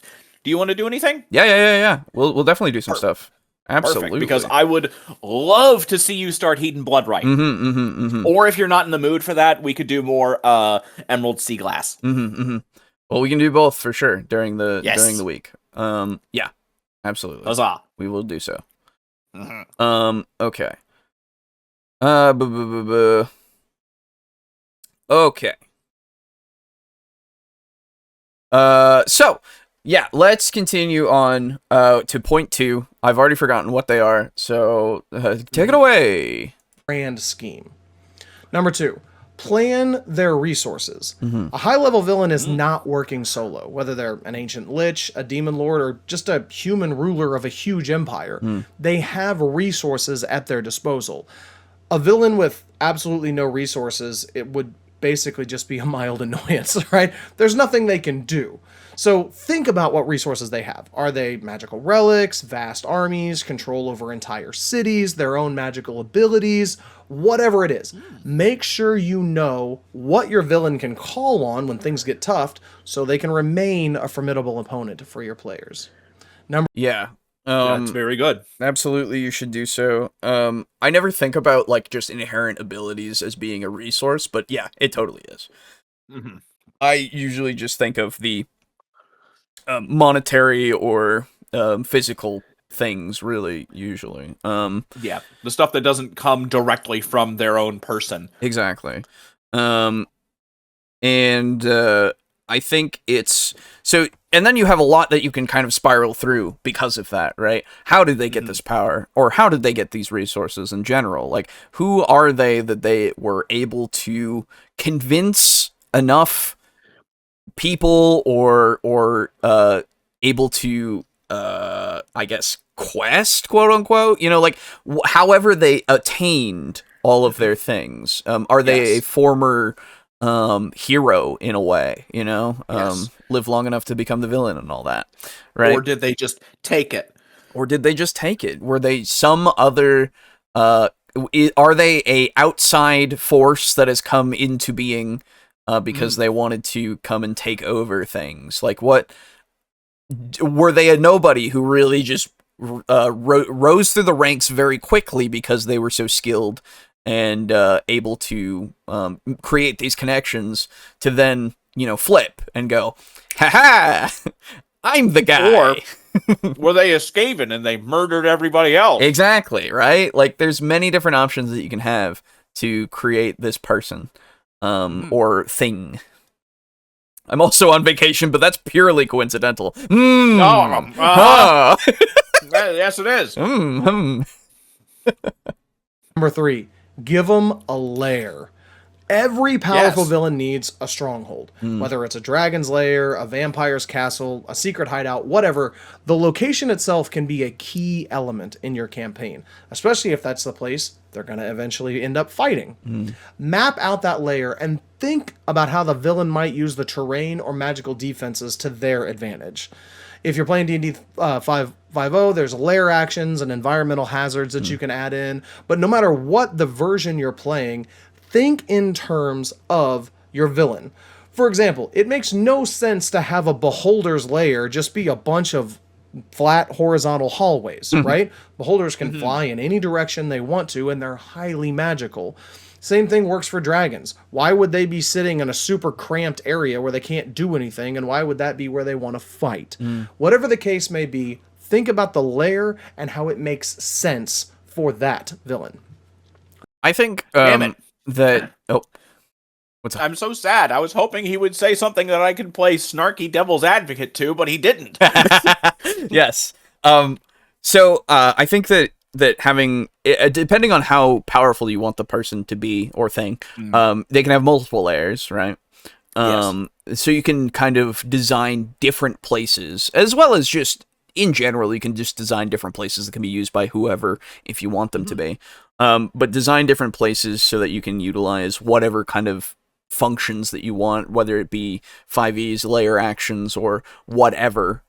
Just environmental things that could be used during the fights, just to make it obviously more dynamic, because as we come across, yes, volcanoes are always a plus, that is true. Yes.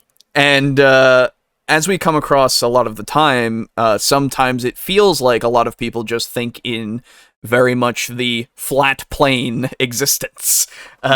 Which is weird because nobody does that. Yeah. Like, unless you are brand fucking new and you have no concept whatsoever of a lot of things, like walls exist. That's already something that will break up the terrain in a way, you know? Like, I don't know. It's just, it's something that always feels very weird to me, how it could be perceived that people do this, even though, you know, again, I don't think many people really do.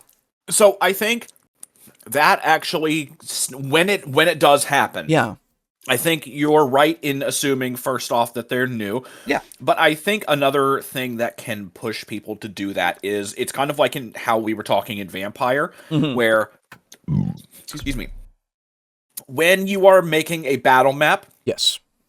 you subconsciously think about how fast you're moving or how fast things can move or what you can physically do when that battle map has a grid. Oh, okay, yeah. So to me, it seems like people might fall into that trap of thinking very two-dimensionally if they are personally drawing out their own map. Because, well, here I am looking at a two-dimensional thing, and I'm drawing it and thinking about it in this two-dimensional space, sometimes your mind kind of slips past the, oh yeah, this is still a 3D space. I need to have some 3D-ness to it. Yeah. Actually, yeah, very true. Because I think that's probably at least a part of it. Yeah, and there are obviously ways to alleviate that with design with more three-dimensional aspects of like something like a dwarven forge or whatever the hell. Yes. And then it's just keeping using symbols and notations to make sure that you realize that there's a hill here, even though it's on a flat plane. All that kind of stuff. I think if you're gonna try to come up with your own environments and layers and stuff, I think you should start by thinking of something that you can actually visualize in your head. Yes. Or before you do like, oh, I want it to be a mountain or something like that. Right. Look, like if you know you want it to be a mountain, don't start by drawing it. Start by looking up images of like fantasy mountain. Yeah. Oh, yeah. Absolutely. That way you can really help get that three-dimensional image in your head. And you can maintain it while you're doing the two-dimensional drawing. Yeah, exactly. Let's see. Underwater with the periscope shaped like a villain's head. Like the villain's head. There you go. Like that. Sleeping is overrated. Yes. Cornell basically tricked out the old beaten down castle that when he took over the Moon Valley. It looks super different now. There you go. Yeah. Oh, yeah. Spikes are important to have too. That's true. Yes. I forgot even Tony Hawk had those. That's right. I forgot to read your other thing. You don't always die a hero or live long enough to become the villain. Sometimes you can go straight to being the villain. It's true. It's true.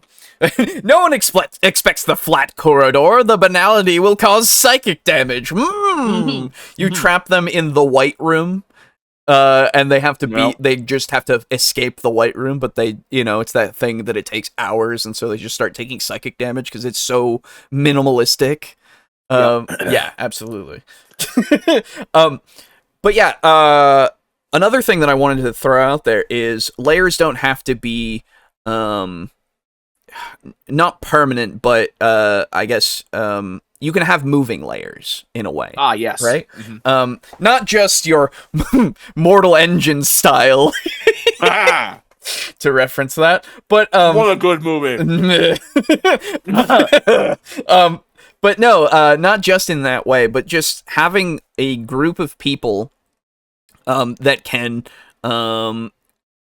construct as they go. Like, they have tents and such, and they can create fortifications in places. Like, it's not necessarily the grandness of, underground labyrinth or something, but it can be something that has that.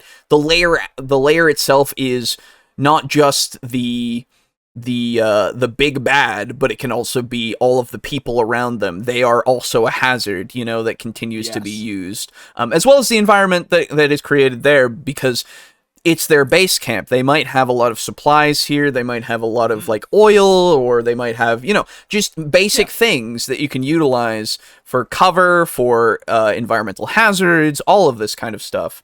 Just think about like assaulting a bandit camp. Exactly. It might not have the same kind of lair actions that a dragon would, but they probably do have some kind of a lair effect or lair actions. Like, hell, if you're in a bandit camp and you're fighting some bandits, they could probably have a lair action where they call for help. Yeah, exactly. Simple as that. For sure. Pull in more bandits. For sure. All you can eat buffet trap. That's right. Or you could trap them in the white room. That works too. The whites. Yeah, no, thank you. Why's it gotta be white? But yeah. A great trap. Mm-hmm. If you don't know, I think I've told this one before. It's kind of an old gag at this point, but if you need a trap, have a pit, a slope, slope down into. Think of it basically kind of like a big swimming pool. Okay. So you've got a slope down, and then it's flat at the bottom, and you have just a big fuck off wall at the a little ways away from that slope down. Yep. Fill that shit with vinegar. Ooh, okay. You do not float in vinegar. You drown. Yeah. Ugh. So, and also have you fun. smell weird. Gross. Yes. And, like, goddamn, that much vinegar will cause your eyes to explode. Yeah, true. Number 4, create lieutenants. Your villains shouldn't be running everything by themselves. Have mid-level lieutenants. Yes. These are trusted minions, people who can handle the day-to-day operations to deal with the party before that big showdown. That's what I did. These lieutenants can provide interesting combat challenges. They can give you opportunities for interrogation for your PCs to wind up gaining information. They can even reveal key parts of the villain's plan. Don't forget, some of these lieutenants might be open to redemption or betrayal, which can give you great twists to your story. If you ever wind up planning on having a big bad guy, and that big bad guy that you have gets wiped out super quickly, well, magically they can just become one of those lieutenants to your actual big bad guy. Classic narrator trick, right? Number 5. Okay. Yes. So you can apply so many of these things that you've already applied to these lieutenants, obviously. You know, you give them their own quote-unquote layers and all that kind of stuff, right? Yes. Make it so that they have importance. And yeah, there's so much potential there when you don't just kill them, right? Yes.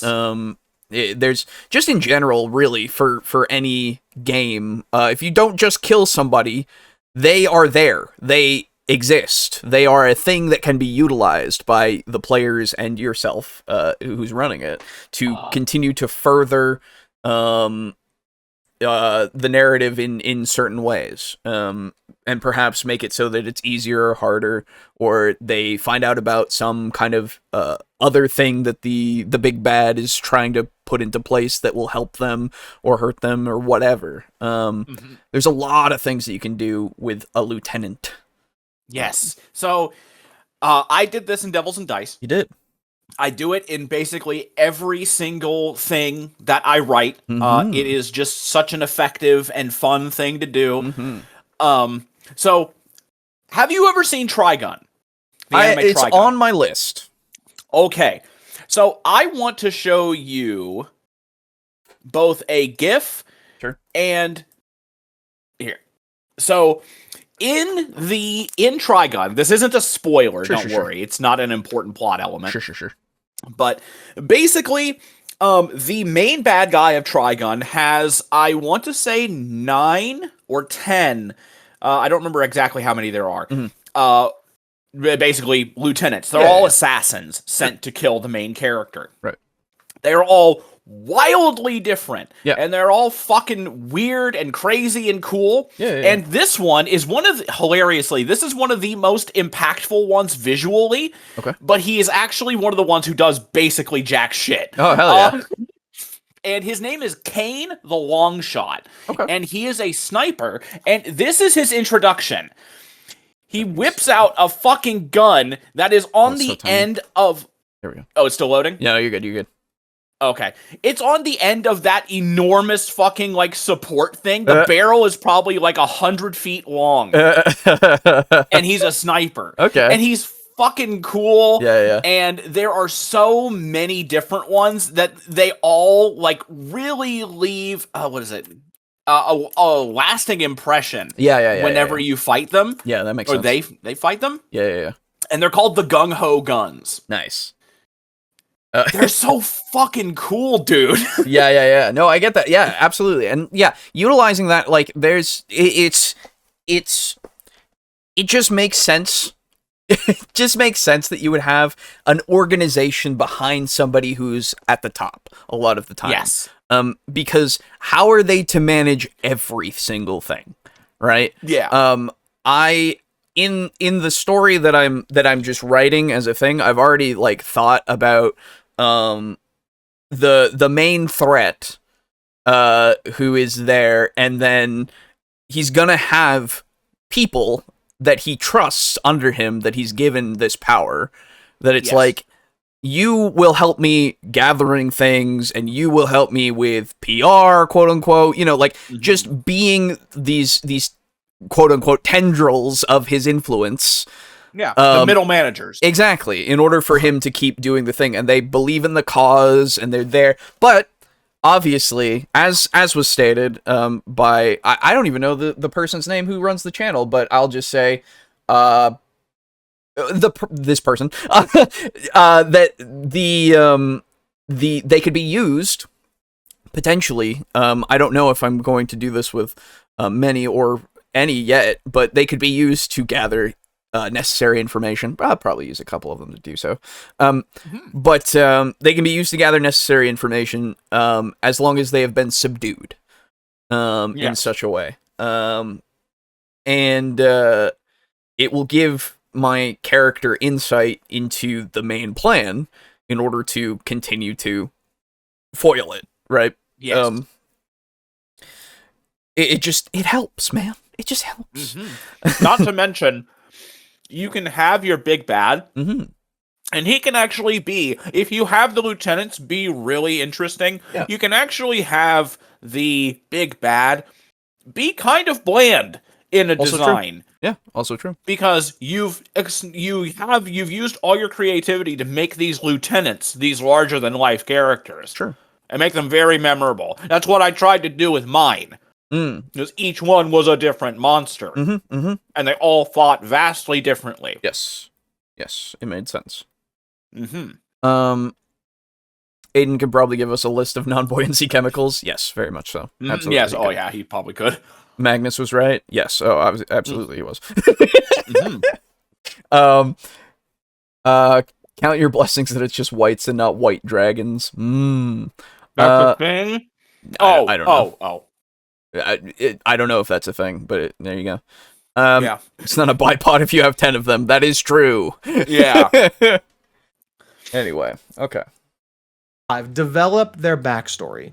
Nobody starts out as a villain, and really nobody thinks of themselves as a villain. Take some time to write that backstory for your villain, or really make sure you understand the backstory if it was written by somebody else in whatever setting you're playing. Yeah.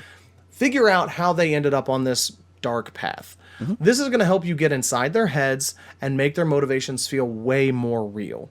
It also gives your players the chance to uncover a villain's past through NPCs, documents, and other clues, making them feel like they're piecing together a deeper story, making them feel like they're really earning and living in the world that they're in.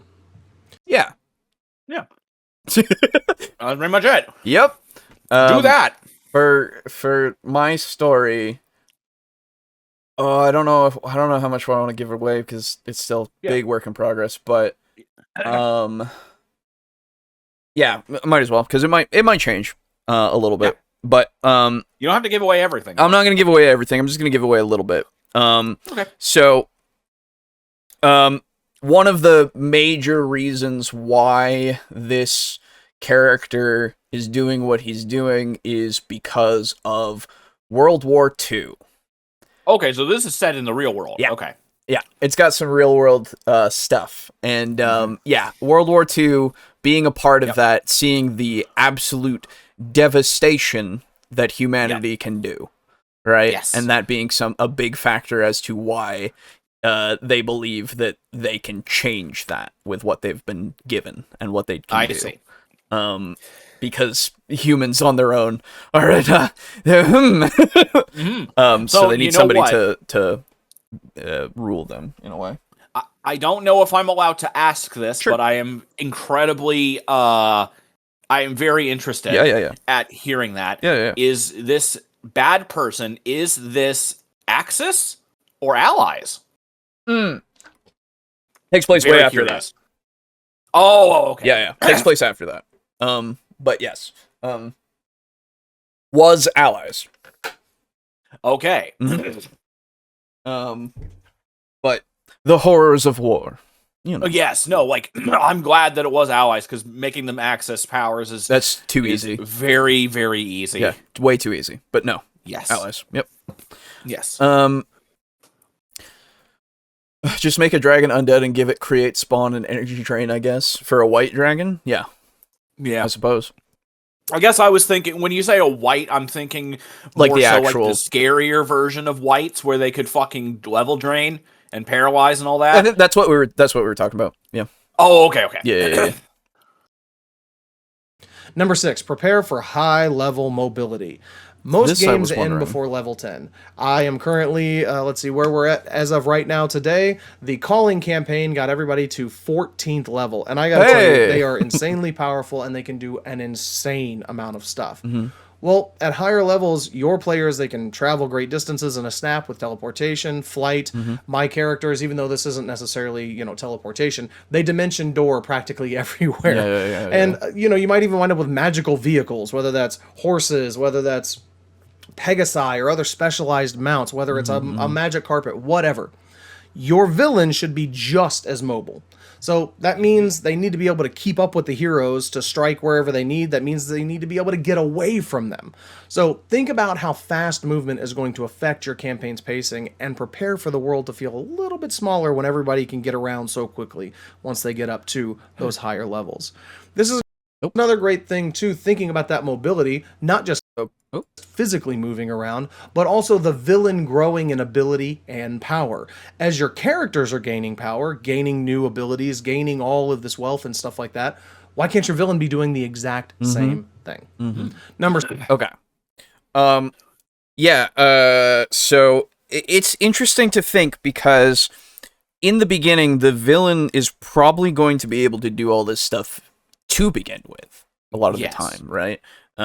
Which, if we go with Devils and Dice again, it made sense to me that the big man himself would be able to go from the Underdark to hell pretty quickly if he wanted to, It was all that portal wand. Exactly. So that meant that he could go wherever to get whatever he needed to create whatever he wanted. And it made perfect sense to me, because he would be creating all of what he needed while we were catching up a lot of the time. And then at the end, obviously we could probably have gotten the ability to do all of these kind of crazy well, we did have the ability to with Mocha, did. Right? Yep. But we needed to see places first, right? Like we needed to actually go around places if we needed to.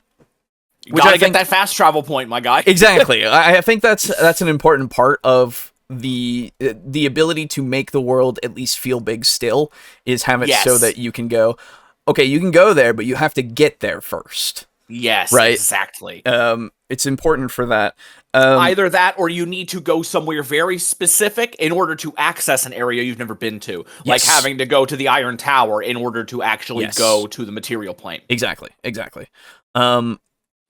Finding your way to the places is half the travel. Yes.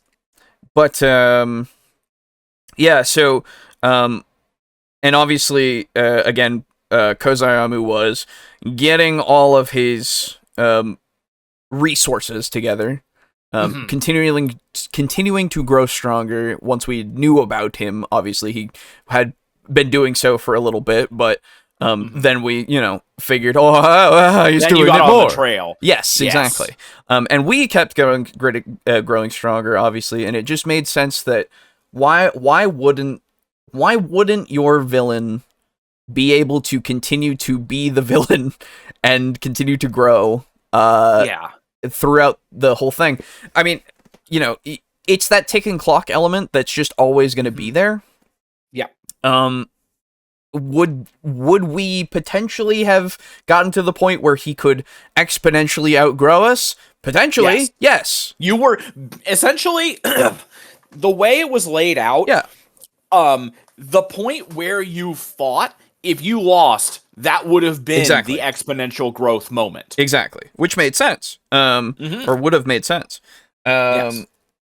But yeah, it's that final stopgap, right? Of like, Yes. okay. Or not stopgap, I guess just stop. Yeah. That last little bit. Yeah. That was the point of no return. There Exactly. you go. Exactly. But yeah. It's weird talking about that campaign like it's over, because it's over. You know? It is, right? Yeah. It's fucking weird. Isn't it? We did it for so long. 4.5 fucking years. That's right. Number 7, threaten the NPCs. Now, you don't want to do this too often, or you wind up with those players that will absolutely never form relationships, never form alliances, because they know you're just going to wind up threatening them. So you want to use this sparingly to make sure that you don't make your players no longer want to form any of those bonds.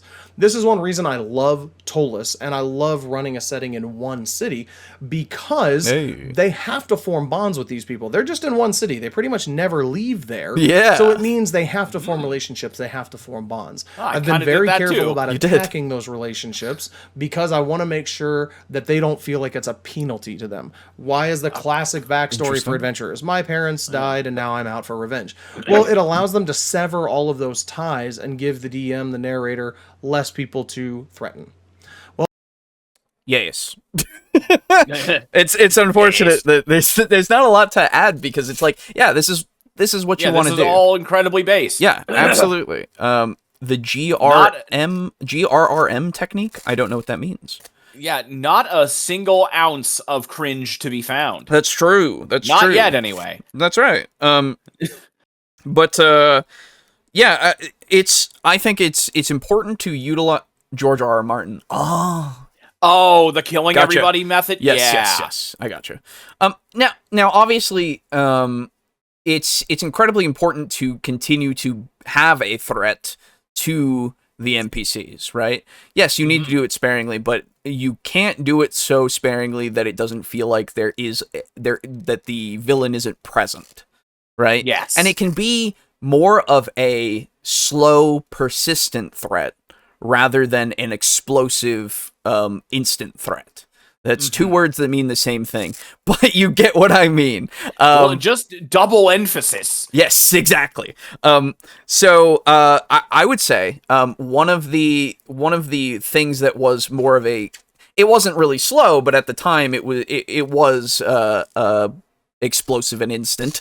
But it became more of a persistent threat was when in Devils and Dice, when the cold iron was taken away. Ah, yes. Right? The dark iron, yeah. Dark iron, that's right. When the dark iron was taken away, that at the time was like, oh, fuck, but then you think about it and it's like, ooh, that's like a big hit, though. It's going to affect everything for a while. Yeah, it was going to be this kind of thing where it's like, oh shit, they took all of our weapon crafting materials. We can always get more. Yeah. What the hell are they gonna do with that much? Yes, there's also that. Absolutely. It was essentially meant to be more so an implication of what was going to come. Yeah. So like, something economic that your villain might be doing to affect NPCs and make it so that they are persistently losing their wealth or perhaps housing or whatever it might be is something that could be very effective to just see that slow degradation that is happening to these people that you have come to or that the players have come to learn about and grow a relationship with and care about, usually, in one way or another. Another thing that I think is kind of an underused tactic, and guess where I fucking used it, would be betrayal. Yes. I feel like that's kind of one that's slept on, because you can still have it be this thing where, the relationship is irrevocably damaged, basically. Yes. Yep. And that can be that can be very damaging to a character, but it still leaves that character alive, and it still allows them to have a redemption arc, just like not killing them. Exactly. It's powerful. And it is powerful. Yes, and the thing is, people do not like being betrayed. No. It's not fun. It doesn't feel good. It does not feel good. Feels bad, in fact. Feels real bad, man. Especially if you like that character. Yeah. So that can honestly be, I want to say, more effective. Oh, yeah. Yeah. I would say because that person that hurt you, if someone dies, they're dead. Yeah. You can go off and get vengeance and yada, yada, yada. You can Right. do all the heroic shit. But if that person betrayed you and you don't have enough reason to kill them, well, that person that hurt you is right over there. Mm-hmm.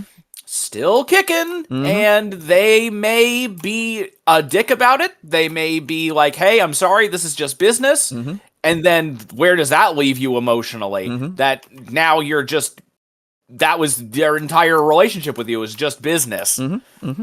Mm-hmm. Yep. It gives the icky. Yeah, absolutely. In the best ways. They just are there. They can continue to fuck with you, potentially, if they really want to. Like, it's great. And you can have those painful parts where they're like, they betrayed you, but you still care about them, and it's clear that they didn't do it out of malice, but now the trust is broken. Right? And then, again, like you said, the redemption could come in of like, okay, it was just business, but, hey. But I do still, saying that can hurt, but it can also be like, oh, it's just business. I do still genuinely think of you as my friend. It's just, I don't really have a choice here. Yeah, for sure. And so you can have all these mixed feelings, and it's great. Yep. Betray people. Yeah, absolutely. It looks like whites don't cause paralysis, ghouls do. Oh, yeah, ghouls and ghasts. Okay, my bad. Gotcha. Well, a high-level villain has the power to target not just the heroes, but their allies. NPCs your players care about are within the reach of the villain's influence, and that can raise the stakes dramatically. If you put the lives of the NPCs at risk, you add a personal element to the conflict, which gives your players more reason to take the villain down beyond just stopping their evil plans. Again, I caution you, use this sparingly. It's just one plot device among many that you have. You can also threaten locations. Again, I say use this sparingly, but one of my favorite things in my Tolus campaign with the calling is they are building houses, they're renovating locations, they have businesses. And so while we don't want to just have the Tarrasque come in and level those all in one spot, right? What you can do instead is simply add a threat to those locations. If you don't do this, I'm going to blow your building up, whatever. The idea that you can threaten that, but you still want them to have the desire to have those roots, if that's the kind of campaign you're playing. It's just like Donkey Kong 64. If you don't get all the golden bananas, K. Rool's gonna blow up Donkey Kong Island with the Blastomatic. That's true! I've been watching a long play of that recently. Hell again, so I have that on the brain. Yeah, absolutely. It's still a good game. It is. It's rare, man. man. Classic rare. Yeah, dude. Anyway. But no, yeah, absolutely. This is, again, more of the points that we've already covered, really. Extremely base. I didn't catch a lot of that because I was looking at whites. It's okay. That is fine. Number 8 is just draw inspiration from other sources. You don't have to build your villain from scratch. Hopefully you've got a setting that you're drawing from. If you're making this all up for yourself, then you do have to make it from scratch. But draw inspiration from existing characters and stories. I really started watching movies and TV shows, regardless of the setting that they're in, regardless of the time frame, and really trying to pick out what are the things that make these characters really stand out to me. Exactly. And then I wanted to start integrating those into the NPCs and the villains that are in my campaign. So whether you're using like Strahd's stat block for a vampire villain, or you're modeling a dragon's personality specifically on Smaug, borrowing elements from other characters can help you flesh out your villain faster and much more effectively. And there's no harm in adapting ideas from your favorite supervillains, your iconic movie baddies, or whatever, any other D&D campaign that you come up with. And if you take one of these villains or one of these people or characters from another setting and basically graft that onto your current, well, then if it's in a completely different setting, they're probably not even going to notice that it's virtually the same character. So when you're Yeah, Got to be careful with that one, though. yeah, exactly. It's that whole thing of just you take the inspiration and you make it your own, right? Yes. You don't want to just copy paste. That's never the best option. Yeah. Unless Unless you're running like a one shot or it's a parody. Yeah, exactly, right? Like stuff like there's exceptions, obviously, but Yeah. if you want it to be a purely kind of creative thing, usually, well, even parodies and such are creative. Don't get me wrong. But Yeah. you know what I mean. In just if you want it to be more original and not to be something that somebody then goes, isn't this just? It's just this, but blank. Yeah, exactly. It's just Dark Souls with guns. Which is still good. hey, which again, it's that's not necessarily a problem either. Yeah, no, it's not. Right. It's just that if it happens so frequently that they're like, oh, well, why am I doing this instead? You know, I could just be like watching this or reading this or whatever the fuck, right? Yeah. Why am I writing Call of Cthulhu? You could just read Lovecraft. Exactly, right? My story that I'm doing, it was originally based off of the world that I created, which was based off of D&D stuff as well as a little vampire stuff, and just my own thoughts on some things. And then I still have that first story that's technically in that world that I'm building off of to make this one, if that makes sense. Yeah. And now I don't know how much of that I want to keep. There's a lot of it that I do want to keep, but I don't know how much. And like, it's helpful, but it's not at the same time, you know, it's one of those things that the inspiration's there and it's gotten me where I need to be, but also it's changing everything in a way. Yes. Right. That is one of the most painful things about writing sometimes especially when you're editing and you've gotten far, you're like, wait a minute, this first one is completely different than what I'm doing now. Yep, exactly. So, but like, yeah, it's, a lot of the elements are going to be there, but then I also have the inspirations from like stories that I've read with like contemporary fantasy and all that kind of stuff. Like that's more the direction that I want to be in rather than the medieval fantasy-esque thing that I started. And, but also like that medieval-esque fantasy kind of gives foundation to what I'm doing now. So I have to think about how I want to incorporate that, if I do want to incorporate that, or just have it implied, you know? I know how you can do it. How? Make it an isekai. Oh god, no. And have it be that way it does it. I already have a weird amnesia thing going on, but it's not just like actual amnesia. Isekai, you fucking coward. I will not. I will continue to be a coward, absolutely. Very good. Yeah.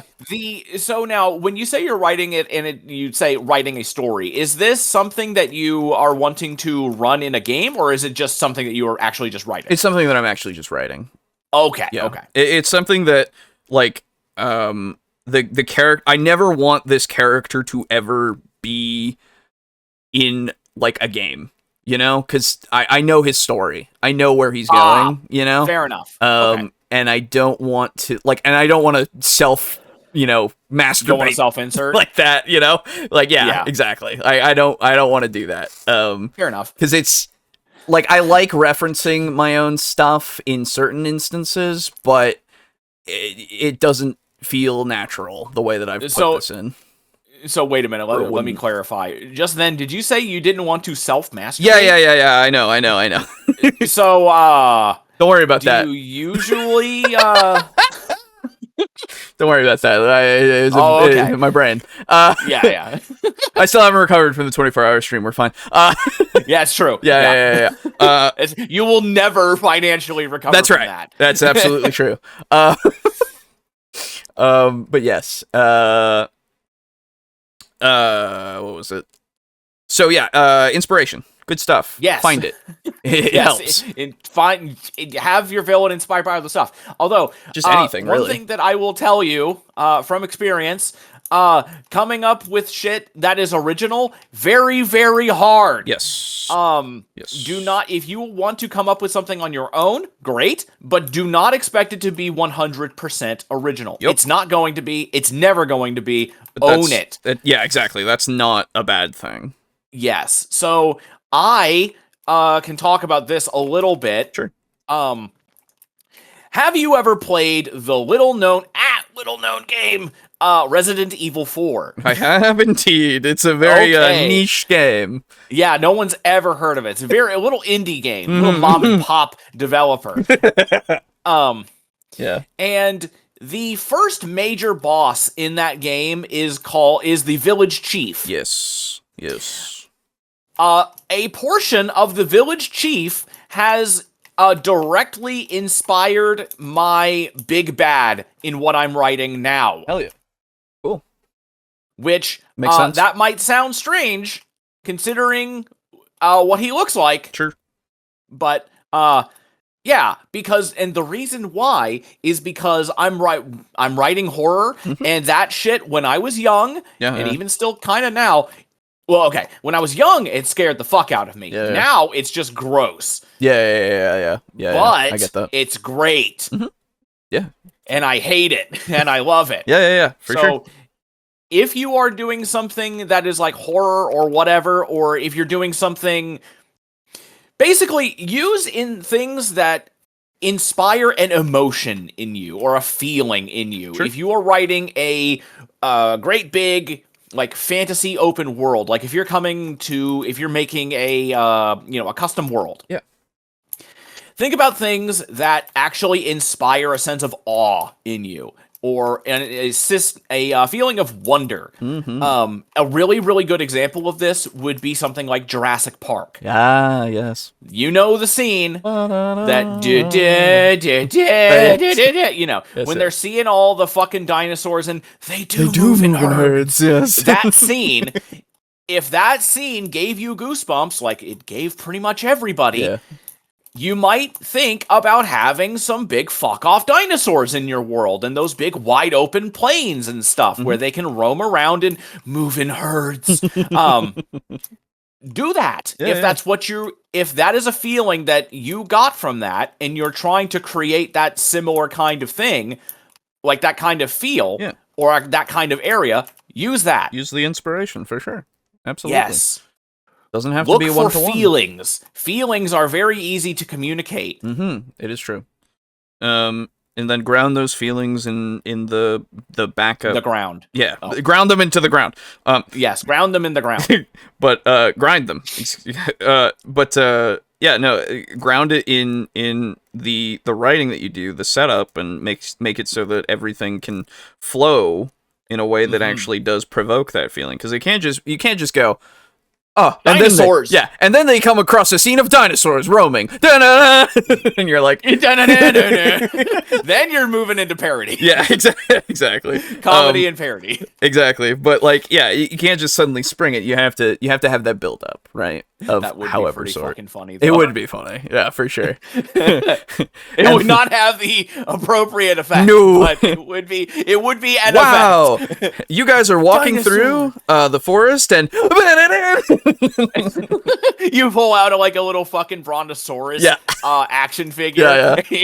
Just put it in front of them. And look, dinosaurs. Wow, they're moving. Where did that come from? Who the fuck knows? That's crazy. God damn it, now I want to do that.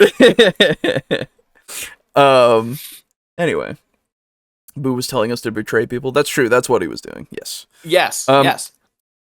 One idea I like is having many factions of bad guys and how they act, deal with each other, and the aftermath thereof, instead of only one main bad force. And maybe more than one good force, and how they deal with each other, they might not agree. Yes, absolutely. It's 40K. True. There's a whole lot of ways that you can do that and have these interesting relationships between the factions, right? Yeah, for sure. Dinosaurs find a way. True. Yes. actually, I can talk about this a little bit. It's a little bit of a teaser. Oh shit! For vampire. Oh, One of the characters. is it me? No, one of the characters met with a figure, and they said, "Oh, you know what? This reminds me of Red White from Phoenix Wright." And I went, "Ooh, okay, Wait a minute. keep that feeling." Okay, so now Red White, he was the killer in the very first case in the first game, right? I No. don't think he was the very first. No, that was Frank saw it. Yes. Red White, is he the guy with like the jewelry and shit? Yes. Ah, okay. Yes. Okay, yep. And he would use really big words that were not real. Yes. Yes. Just like the mob, just like the mafia and Shadows of Yes, Clothing. that's right. Yes. Yeah. But yeah, he was like, it gives me that feel, and I went, "Ooh, okay, that's very kind. Thank you. Keep that in mind." Yes. Yes. Because that was a bit of the feeling that I wanted there. So Nice. I was happy that it was able to be conveyed in such a way. So Were yeah. you using like the big fuck off words? I have not used big fuck off words because that is Red White. I'm not that. Oh, you're not gonna just. I'm not go going full Red White. splendifericitation, like. Yeah. I'm not gonna do that. No. Maybe once or twice just for a meme, but like. Yes. But like that's not the point. But yeah, so something like that. Having that inspiration, or at least having the recognition of something that could be inspired or could have inspired it, because I didn't even think of Red White while I was doing it, but as I played the character, Red White made sense.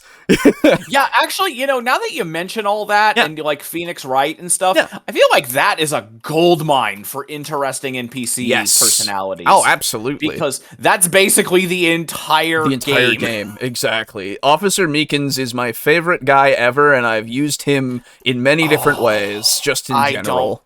I liked Gumshoe more. Gumshoe is way better. Don't get me wrong. Oh, Gumshoe is fantastic. It's a different character, though. It is a different Meekins character, is there for the idiot policeman. He's just an idiot beat cop who's there, who is going to stumble across things and just go, "Ah!" Yeah. But Gumshoe is there, who actually does do like an okay job. Yeah, he does fine. It's just he's not at Edward's level, which, exactly. Nobody else is. Right, exactly. He's a pushover, but he wants to do the right thing every time, and he's really trying to understand. Yeah. Meekins is just kind of there. Yeah. He just kind of stumbles into things, but he doesn't try to figure it out. He just goes, "I saw this." God damn it! This is making me want to play the Apollo trilogy now again because it's on Steam. I know. I gotta get the Edgeworth one and play Edgeworth Investigations that 2. too. I've only played the first one, and I'm glad the second one is part of that. That's so exciting. I also played the first one. Is that the one with Wolf Guy? Or that two that has Wolf Guy? I don't know. I can't remember. Wolf Shi Guy. Long Lang. That's his name. Oh. Shilong Lang. Hold on, I gotta see a picture of him. He's got like the fucking scroll, and he's got like a whole bunch of dudes that come along with him. Oh, yeah, I don't remember that in the first one. Okay, that might be in 2. I think I might have played 2 on the DS because I did actually play I think 2 was only in Japanese. Oh, okay, never mind then. Yeah. Then Shilong Lang was in 1. Oh, maybe he was in 1. Yeah. It says he's the major protagonist, is a major protagonist in the duology, so he must be in both. Yeah. Okay. Oh, okay. I don't remember him too. Oh. He's got sick ass music, dude. Yeah, I would have to replay it just to see again. You just look up an image of him. Well, yeah. What I mean is the music and stuff, and how he acted and such. Because to be fair, that one, it's been a long time. Yeah, same. I played it once. Yeah, same. Yep. Really enjoyed it, but yeah. Just like all of them. Dahlia did nothing wrong. Incorrect. True. No. Incorrect. I love her sister to death, though. Yeah. God damn of course. It. Yeah. Anyway. She has relationship goals. True. I remember the logic chest in Edgeworth 1. Yes. The logic mechanic was so fun. I love, and I've seen that in so many different games that I'm like, yeah, because it's just great. Anyway, asteroids find a way too. That is also true. Make so when they see the dinosaurs, have them be totally not what they thought they looked like. Wait, they put the bones together wrong too. As a joke. Yeah. I mean, honestly, you could do that. Like, you could kind of take inspiration from how in Jurassic Park they just do a lot of hybridizing shit. Yeah. Make weird fucking dinosaurs. Yeah. Oh, for sure. Yeah. Anyway, back to this. Yeah. We're getting really off topic. When you're creating your next high-level villain, keep these tips in mind. Give them goals, give them resources, give them a base of operations, give them a deep backstory, surround them with loyal... Now, so I want to say this, because the first video that Guy did felt very basic and for new players and DMs, right? Which seems to be what he goes for most of the time these days, which is fine. Don't get me wrong. It was just that most of that I went... Okay, Yeah, but this is like super basic stuff. It's not worth commenting on, that kind of thing. Right, exactly. But for this, it's also basic. But it's at least more in the sense of you've already gotten to the point where you need your villain, right? Yes. And again, it's for newer people, but it's also nice to have as something that you can utilize when you're more experienced as well, because there's some aspects that you might not think about. In general, and the same could be said for the other video, don't get me wrong, but the feel of it was different. I don't know what it is, but this one, maybe it's because we're getting more than just we're getting more than the acronym that he was going for in the first video to try to to kind of simplify it. Yeah, exactly. This is talking about things in more, it's broad, it's a little vague on some stuff, but you can extrapolate a lot more. And I don't know what it is, but yeah, this does feel like it could be for more than just a new person, but I would absolutely send this to a new person to look at and watch. And I'm excited to see the stuff that he's got for his own setting that he's been talking about, Tolus. So we'll see what we've got here. Or not so loyal lieutenants, and make sure that they're ready to go toe-to-toe with your players on every level. Follow these steps, you'll create a great villain, and that's going to hopefully leave a lasting impression on your campaign. Please like, subscribe, do all that stuff, but most importantly, I want to know in the comments or on our Tolus Discord server, what are some great villains that you've done? What are some villains that your players have just absolutely loved to hate? I'd love to get that information from you guys. I'd love to learn more about this. I think this also marks the first time in a... I think that's hard to do in the sense of, like, I've never... I guess it's... That love to hate thing is something that I just don't feel. You know? Yeah, I intend to actually try my hand at that with what I'm writing. Yeah. Because I can't go into it. Yeah, absolutely. But I can go into an example. Yeah. And it was when it's in a Seth Skorkowski video. Oh, cool. And it is in one of his Call of Cthulhu scenario. No. I don't remember which video it was in. Okay. It might have been one of his like player lists or like behavior lists or a Call of Cthulhu review. Yeah. But basically what he did was he ran, I want to say in the actual text of the scenario, it is explained that a character who runs an antique shop has like a negative reaction to and will talk down to people who are either racist stuff or if they have a low credit rating, because racism, it's 1920, happens.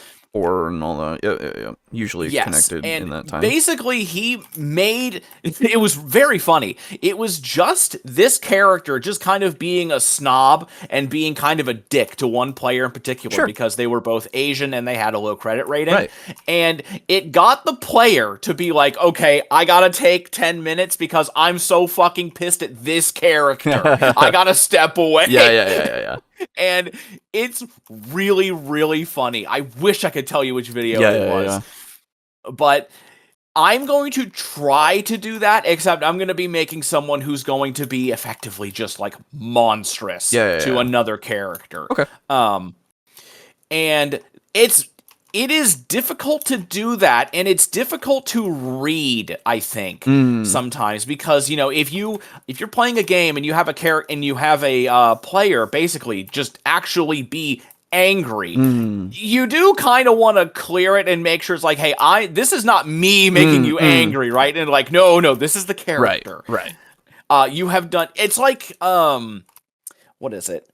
It's like a good villain in a movie where you fucking hate that character. Sure. Usually a good example is I don't even remember the name, but the villain, or one of the villains in Titanic. Obviously, the big villain was the iceberg. That's right.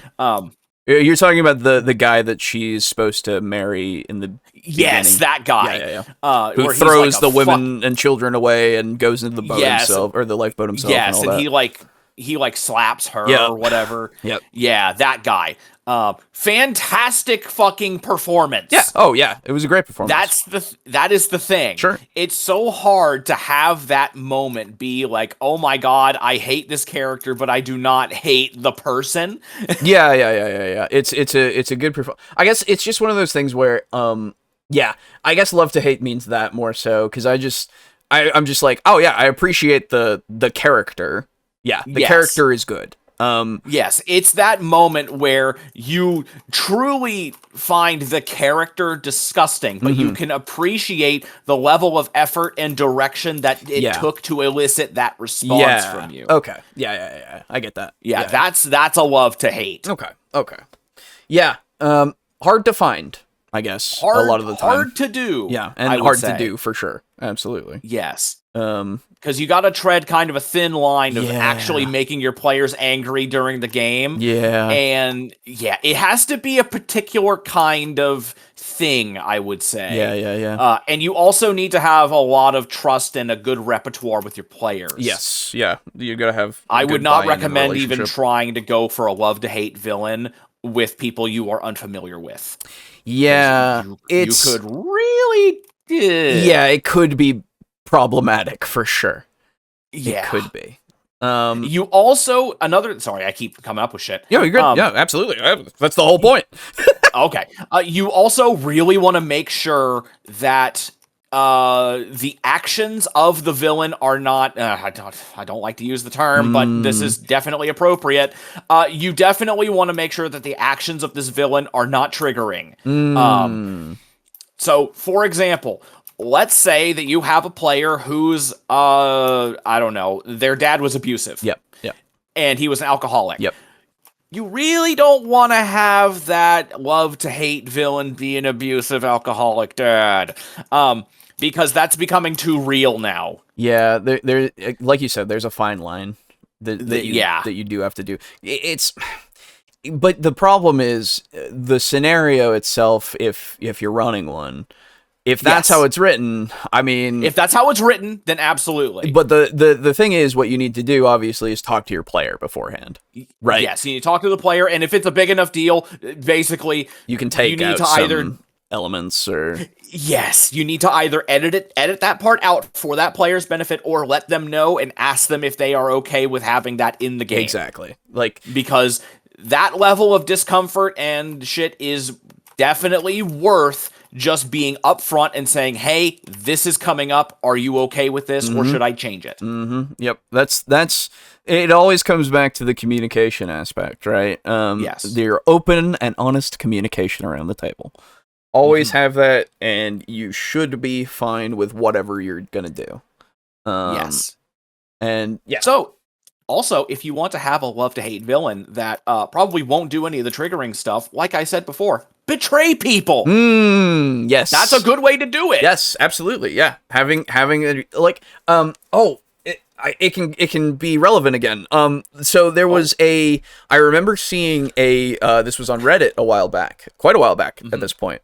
But somebody was talking about they were in a game and they were helping this heroic paladin or something, some type of character that was heroic and like on their side, and they would go on adventures and stuff with him to, you know, stop threats and all that kind of shit. And they kept going and leveling and all this stuff. And then it turned around at the end, and he betrayed them because he was trying to gain power for himself in order to be the guy, you know, like he wanted to be the guy. God he damn. did want to be the guy, and He's gonna get killed by that falling platform. exactly. You know the one. That is true. Yes.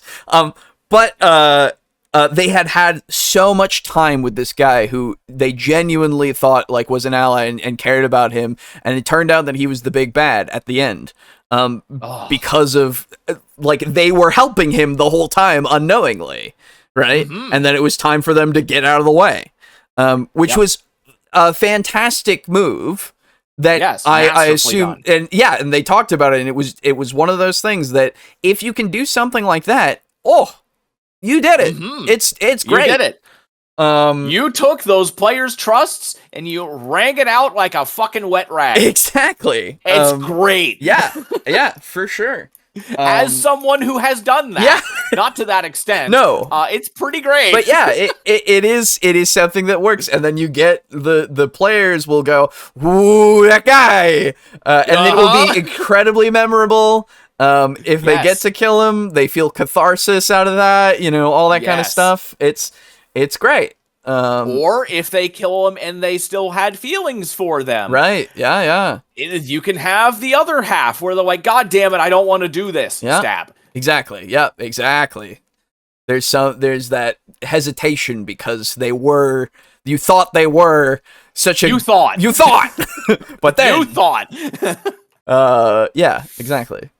Yes. Betray people. I'm telling you, it's the great. It is great. Yeah. I knew dahlia and hawthorn were types of flowers, but it's only just now hitting me at this very moment that iris is too. I am very smart. Yes. Love to hate. I didn't know that hawthorns were a flower. Yeah. Love to hate. Dahlia is strangely topical right now. True. Man, I hate that. She's another one. She is. She's another really one. Is. Yeah, because she's just fucking monstrous. Oh, it's great. It is actually really, really good. Yeah. Man, I hate that iceberg. I hate that iceberg too. Not a big fan of the one the boat ran into either. Titanic was a cool movie. Much better blockbuster than Avatar to me. Oh, yeah. Oh, 100%, yeah. Avatar is really, really boring. It's very mid. It looks fantastic. But that's about it. That's it. Yeah. And then they got their sequel and everybody went, what? And most people went, but it's also boring. But everybody went, look at the spectacle! Because spectacle over storytelling every time. Yep. Anyway. Yep. Video that I've ever basically done a summary or a recap of somebody else. All of these tips actually came from The Gamer. There's a link to their article in the description down below. Let me know what you think about this format. Is this something I should do? Do you like it? Do you dislike it? I want to make sure that I give honor to the original creator, but at the same time, they're not making videos for those blog posts. So it's a very interesting way to put it. I would have said, if you wanted to use an H word, I would have said homage. I'm sorry, homage. I want to honor them. Yeah, it's a little grandiose, but I get the spirit. No, it's pretty badass. Yeah, I like it. Yeah. You prefer to listen or watch, then hopefully this is a method that will benefit you. All right, now something specific for my Tolus folks. Cool. Thinking about all of those villains, we already have a gorgeous and awesome setting that was set out by Monty Cook Games when they created Tolus. Oh, so okay, it's not his setting. It's a different. It's just a setting that he talks about. Okay, gotcha. Okay. Are some of the villains that already exist in the Tolus setting that you can very easily graft and use these ideas from all the tips that we just said. Let's run through a handful of them. If you're a player, please don't watch the rest of this. If you're playing in a Tolus campaign, go away. This isn't for you, right? So first, Navana Vladam is a great person to use as a villain, right? She's got goals, which are basically dominating Tolis through political and magical power. This is something I really love. The idea of somebody using politics and the actual law to be able to gain their own will. Yeah. That's a really cool villain, because if it's somebody that's not directly breaking the law, then the heroes can't necessarily just go kill him. She's got a ton of money, she's got magical relics, she's got criminal connections, and for her lair, she actually has the Vladam estate, which is a well-protected stronghold. You've got one Todd. Okay, I just want to talk about political Political evil. Yes, political evil. So politics. Yes. so it's great to have like he was saying, you can't just like outright kill them, because then it's like, well, what the fuck are you doing? That's against the law, brother. Yeah, you're evil. It's that way to try to get your players to interact with a system that they are unfamiliar with, usually. And trying to create, like, you could have it so that you have someone like this character is part of a big family that runs a lot of things and has those shady connections, but they are able to keep them under wraps enough so that they look like a good citizen of some sort. And then you have your characters could be investigative and try to find those connections and bring them forward into the light to try to smear their names so that then they get deposed in some way. Or you could have it so that your characters are creating relationships with adversarial houses that are adversarial to that person or family, Yes. right? So that then you can have like more of a political play of people trying to take over their I guess gains in territory or whatever it might be, business even, because you could have the players still doing their thing of like going out and doing adventures and quests and all that kind of shit, but for the benefit of this opposing house, so that they gain more power, they get more influence, and they get those resources in order to do something to depose the person in a different kind of way, right? And then you then could create another villain by accident. By allying yourself with somebody that seemed pure in intent at the beginning, but then their gaining of this power, absolute power corrupts absolutely. Not necessarily needs to be absolute in order to corrupt, or they were hiding their intentions very well from the beginning. You have this game that you can play with these characters that then makes them go, fuck. Yeah, because now it's our fault. Yeah. Now you just gotta hope that the other people are nowhere near as cagey as the first, because that way you can at least kill the new bad guy? Potentially, or you have to find out a different way, and then you're just fucking, six dozen, half dozen, six, whatever. Yeah, or hell, you could have it so that the characters sacrifice their own reputation by exposing what they've done, because some of it might not have been shady shit, or it might have been shady shit, to get this new power into play. And then it's like greater good kind of aspect of, oh, well, I don't want to go to jail, but like this is so much worse than anything that I could do. Way worse than jail. Yeah, this is incredibly bad for more people, and if I have to serve my time in order to stop it, well, I'd rather do that, Like, and I'm there's sure an the option. DM will be like, they're turning them in. They'll get a lighter sentence. Exactly. Maybe, hopefully. Right? Potentially. That's all you can hope for. Exactly. Like, it creates so many possibilities here that are more... The conflict is, rather than being a straight up fight, it's that more investigative and presenting evidence or doing something that's indirect in a way that can be very interesting. The other thing that you can do is, if you don't want to have the whole, they make a new second villain, definitely if you are doing, if you're having them be investigative, that first person, it's like, oh man, we're gonna report this shit to the guard captain. Mm-hmm. Well, the guard captain is in that person's pocket. Exactly. You start having all these people that are, ordinarily they would be very helpful in situations like this. Mm-hmm. Unfortunately, they are bought and paid for. Exactly. You have this tree of corruption that you have to then contend with.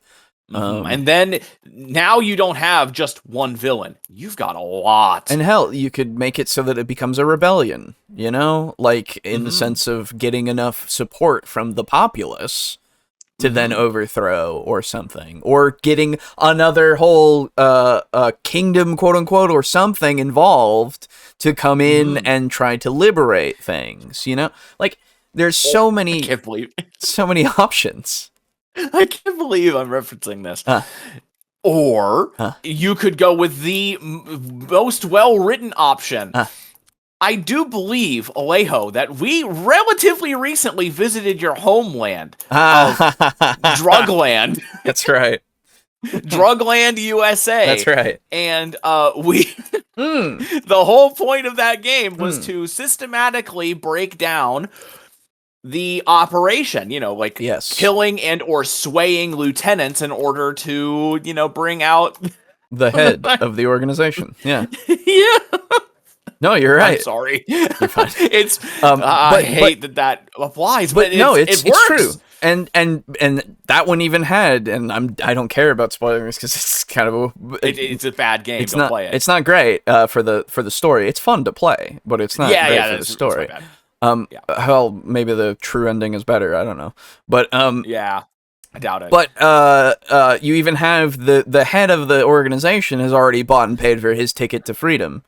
Yes, and that would be that's a nuanced ending. Yes, exactly, where he is utilized in a way to stop technically more threats that he himself has knowledge of. Yeah, like your big bad, or your maybe medium bad, I guess in this context, is working with other bigger bads. So he rats them out for his own freedom. Exactly. So there's a lot of elements that you can use in political kind of ways. And I think that it's one of those things that just you should think about. Just think about using it a little bit. Anyway.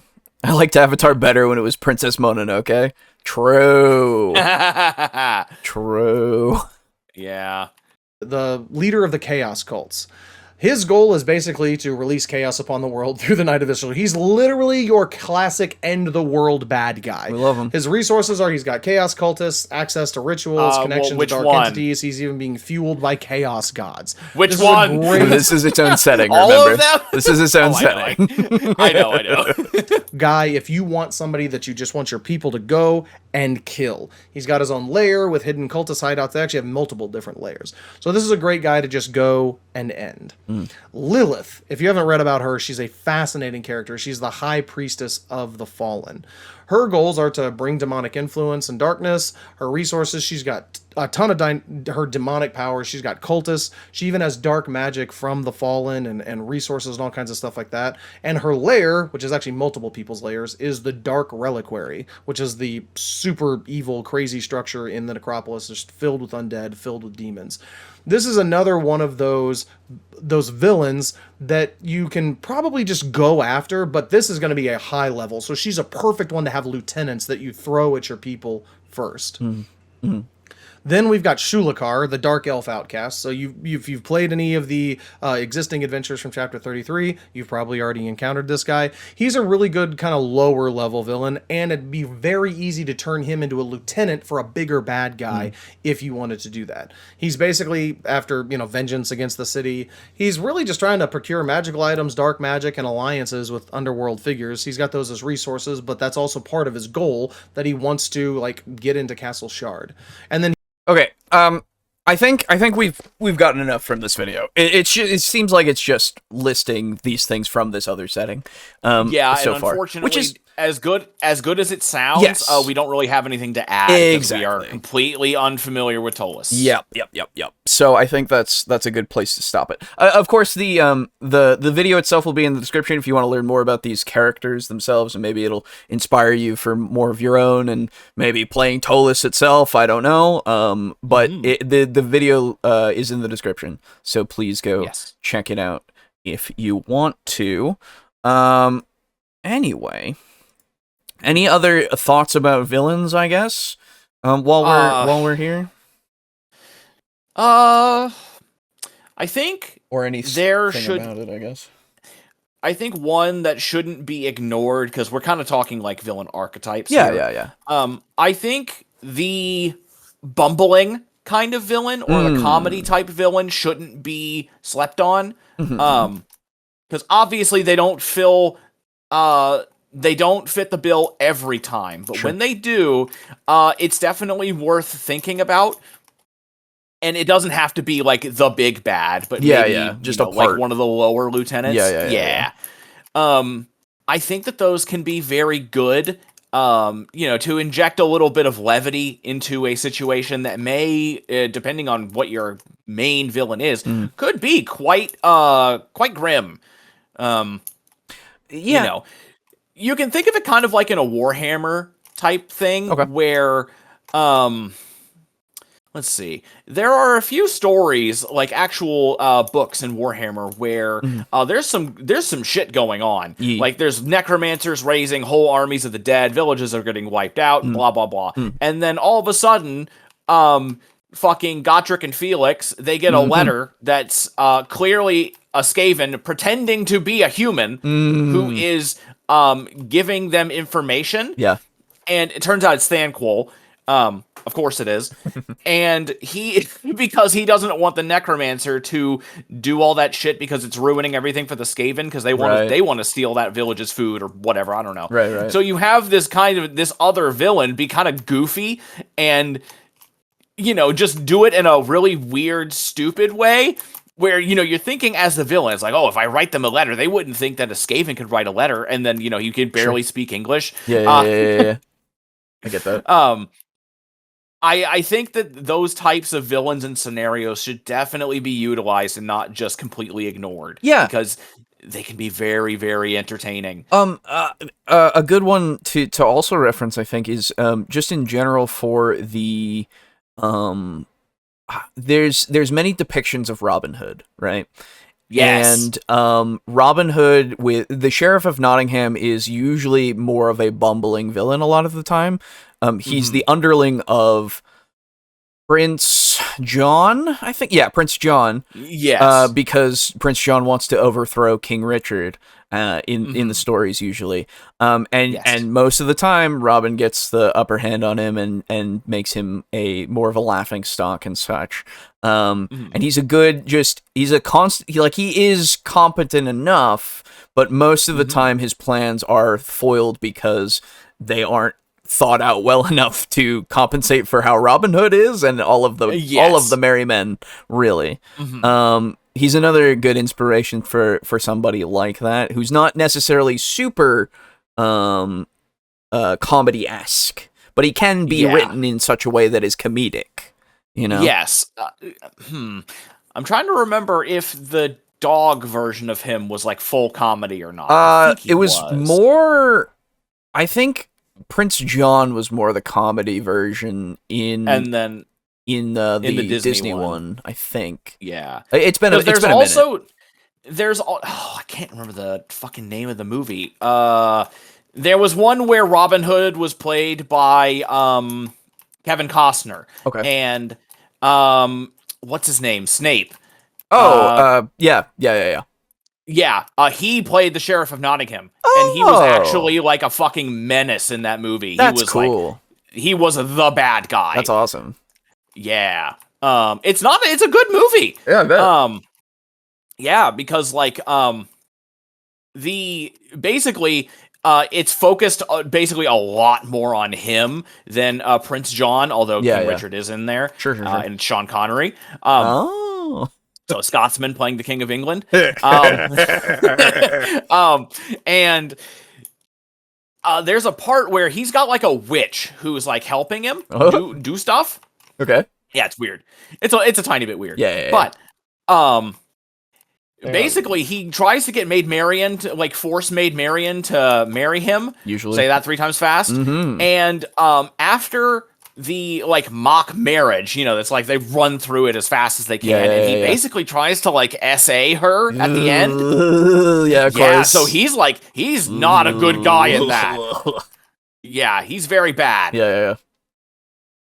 So that's an example of him. I need to find that fucking movie again. Alan Rickman, that's the name of the... Thank you. I can never remember. It takes me a second sometimes, and it's popped up, but usually that happens of like somebody says something, I go, oh yeah, I know that, and then it takes me like a minute, and then I go, my brain.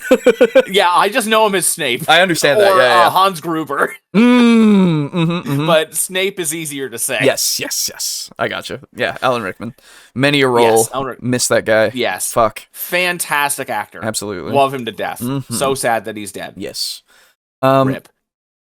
Yes. One thing I'm working on is to write my characters in a way where they can be seen as good or bad depending on who's reading it. Not sure if I'm doing it right, but that is my intention. Yeah, I mean... That is certainly a difficult thing to do. Right? Making it so that a character is sympathetic regardless of their general actions.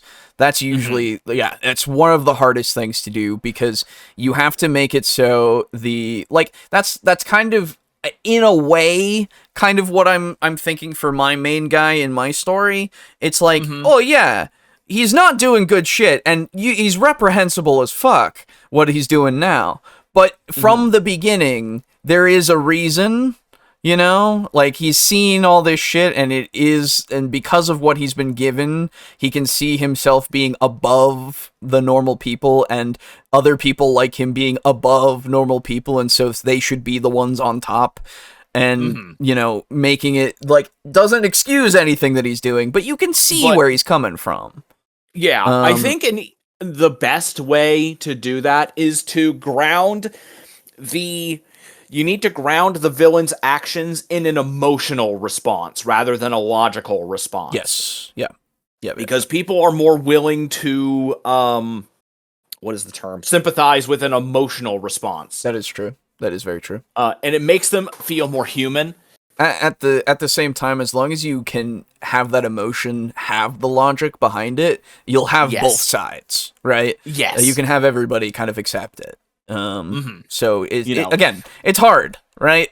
It's very hard. Like you can think of it this way. Let's say that a guy is arrested for murder. Sure. And his defense, or 2 people are arrested for murder. Yes.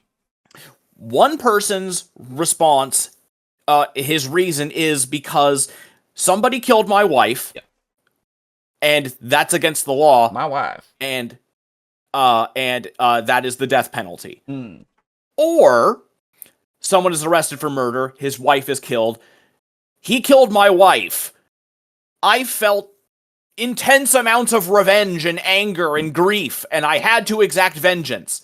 Which one do you think you kind of side with more in that moment? You got to add some more context though. Of I tried so hard to get this guy behind bars legally. Yeah, I tried so hard to sue him and to get the police to see exactly, but he got away. They didn't get enough evidence. I know he did it. I saw him do it. And it's been haunting me ever since. I needed him to go. I needed him to die. Because there's no way that I could find justice otherwise, right? Yeah, there was no peace and no justice. So you have to think that 99% of people are going to be more sympathetic to the person with the emotional response rather than the purely logical response. But even so, like you have that logic, right? Because if you have the logic as well, the system has failed him. So he had to take it into his own hands because there was never his wife was never going to rest, all that kind of stuff. You just put that shit in there because it's that thinking, because it makes sense logically. Oh yeah, you've been wronged to such a degree and nobody helped you, it seems. Or they tried to, but it was out of their hands, And I am still capable of doing this. Exactly. So I think that is one of the best ways that you can do a sympathetic villain. Yes. Anyway. Boo, speaking of homelands, I heard nobody trusts Godzilla anymore since he visited Italy because now he's too full of baloney. Oh my god. Oh. Ooh, that got me. Well done. I was like, wait a minute, baloney. Oh, I see what you did there, you son of a bitch. That's all I've got. I don't think I can fully commit to the old racism. No, that's good. Oh my god. I love it. Alan Rickman was cool. He was also really good in Sweeney Todd movie. Oh yeah. I never saw Sweeney Todd. I need to rewatch it. It's more of a musical, and I'm less about musicals a lot of the time. But it's pretty good. That was why I didn't want to watch it at the time, because I was younger and I'm like, fuck musicals. Yeah. But if you ever watched a Disney movie, they're all musicals, so it's true. Yeah, that's the whole thing, right? It's like, I don't like musicals, and I go, Did you see Disney movies? You ever seen a Disney movie? Now I will combat that with, they are at least animated musicals. Sure. So it feels slightly different than, having just an actual human person being in that kind of scenario and then bursting out into song. I can understand the perspective, yes. Yeah. But that's, it still doesn't hit fully. Exactly. So, yeah. Right. But either way, I get it. I get it. Yeah. He also did a movie with a guy with a good sense of smell that starts killing people. He played a nobleman, I think. Oh. That rings a bell, but I don't know what that is. I don't know. He's been in a lot of movies, and he's usually one of the best parts. Yes. But anyway, honestly. Okay. Yeah. Anything else about villains? I guess. No, I think I'm all tapped out, at least for the moment.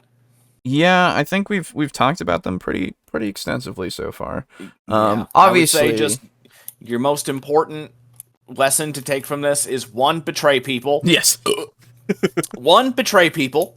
2, lieutenants. Yes. 3, how to make a sympathetic villain. Yeah. I think if there's anything else, obviously write them in the comments. Whoa. If you think of anything, because I would love to. Engagement algorithm. Whoa! But no, really, I would. If there's anything that we that you want to say about villains, absolutely. Yeah. Because I love talking about them. They're pretty cool. Yeah, they're great. Sometimes they're the best part of a thing. Yup. The Joker from the Dark Knight. Yeah. Hannibal from Hannibal. Yeah. Overlord from Overlord. Yeah. Yeah. There's a shit ton of them, but yeah, they're really good. Anyway, all right, we did it. Wait, that's all the stuff. Shorter one this time around. By short, I mean 3 hours. Hey. Yeah. But we do have some short comments for me to go through, so oh my God. I will obviously. I didn't know those existed. I know. I will obviously give you the offer if you wish to depart early. I'll hang out because I'm in the middle of a deep rock mission. Yeah, and this won't take more than a couple of seconds. So yeah. All right. So, thank you to comments, of course, and once again, thank you to everybody who came by the 24-hour stream a couple of weeks ago. You poor man. It was a lot, but it was really fun, and it might happen again someday. But at the moment, I'm tapped for that idea. Anyway, speaking of Timothy on the 24-hour stream says, "Hello, bros. Still working on lore. The 24-hour stream was great. Hope Alejo got some sleep. I did afterwards. Not enough. And then I got more. Never enough. Yes, and never enough. Okay. True. Have a nice day. P.S. Pointy Hat made a problem with giants video. It was weird. Haha. Sigh. Why? That's There's exciting. nothing wrong with giants. What, are you just going to turn them into fucking furries again? That's right. Yes. Anyway. Yeah. So then on 200 as well, Entropy says, to celebrate 200 episodes, we're going to give you a break from our cringe for this week. So this will be our comment. Despite being short, it still counts as a comment, which means the world won't end this week. This benefits not only you, but also, and more critically, me. Good luck reaching episode 300. Thank you. We're gonna need it. And many more. Thank you to both of those. Oh, let me also put, because I read them, I will heart them. There we go. But yeah, Skelly Overlord, or the guy with the superior minions. Oh, Overlord as well, from the game Overlord, yes. Yeah, no. Oh, fuck, yeah, no. That's who I was talking about. Oh, there you go. When I said Overlord from Overlord. Yeah. Yeah, if I was talking about him, I would have said Ainz. True. I'm sorry. Lord Ainz rules. There you go. Yeah, no, he's a great villain as well. Yeah. The killer went crazy in that movie because he couldn't keep hold of the perfect scent. Oh, interesting. Oh, no, that's ringing so many bells. I can't remember what it is, but I know exactly what you're talking about. Yeah, that was weird. Yeah. Interesting.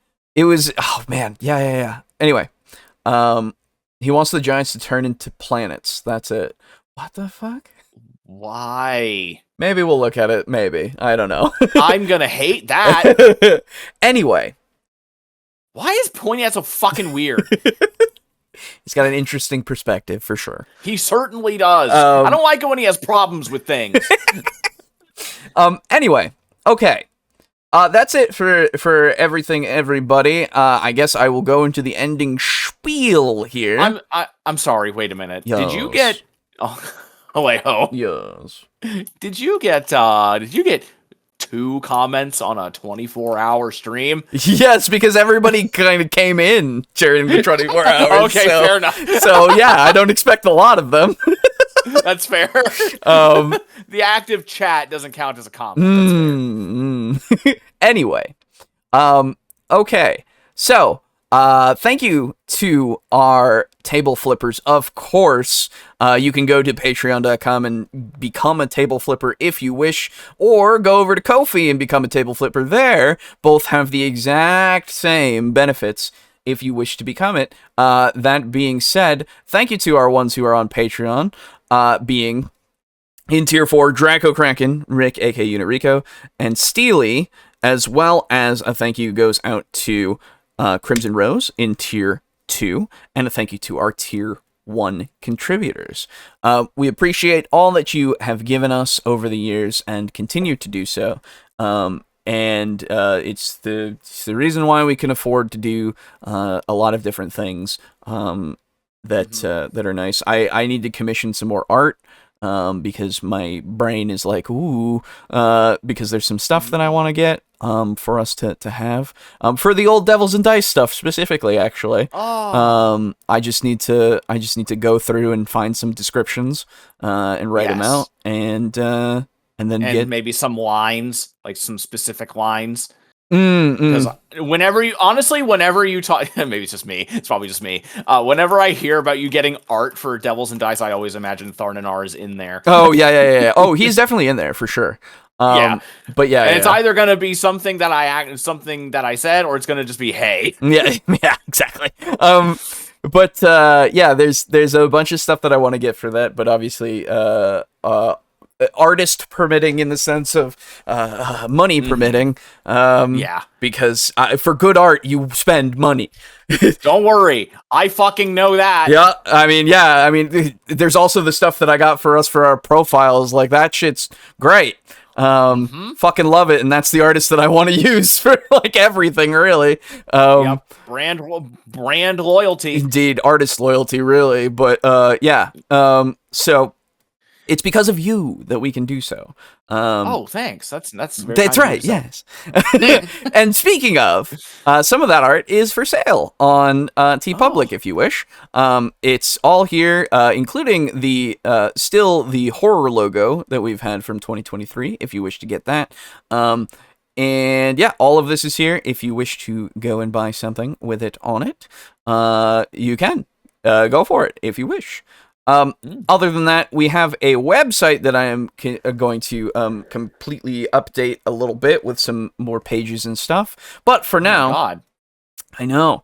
But for now, you did that. Go over to the support us page, and you can scroll down and see all the stuff that I have talked about and will talk about, and see that our custom dice, we only have 97 sets left because I've given away a couple. No. I've given away a couple from Garabingo.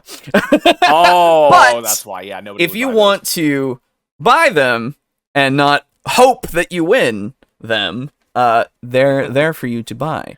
They genuinely do roll fairly well. They do. I need to get them out to Unit Rico, because he did win and wanted another set, and Shin also got their set before the stream. In fact, I got a message, so that was good. Glad that it didn't get lost in the mail.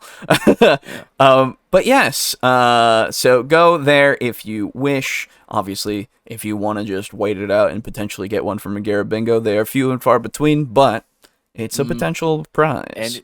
And it is free. It is, and we usually do like multiple games every time we do a Garabingo. It is true.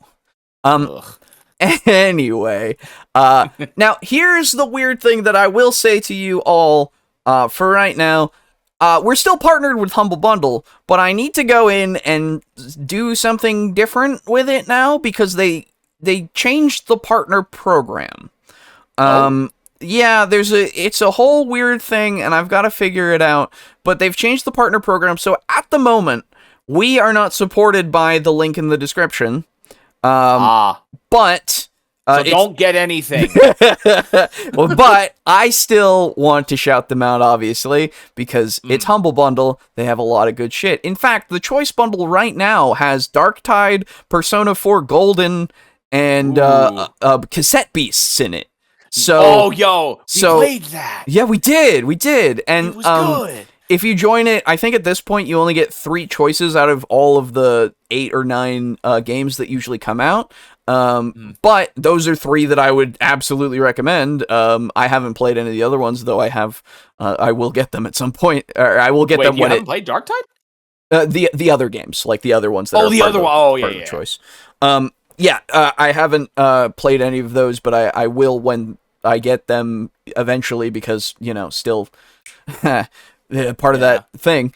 And just be careful. Humble Bundle is how Alejo has 3 million games. It is true, and if you want to be like me in the sense of owning so many games that you don't have time for, well, have I got the deal for you?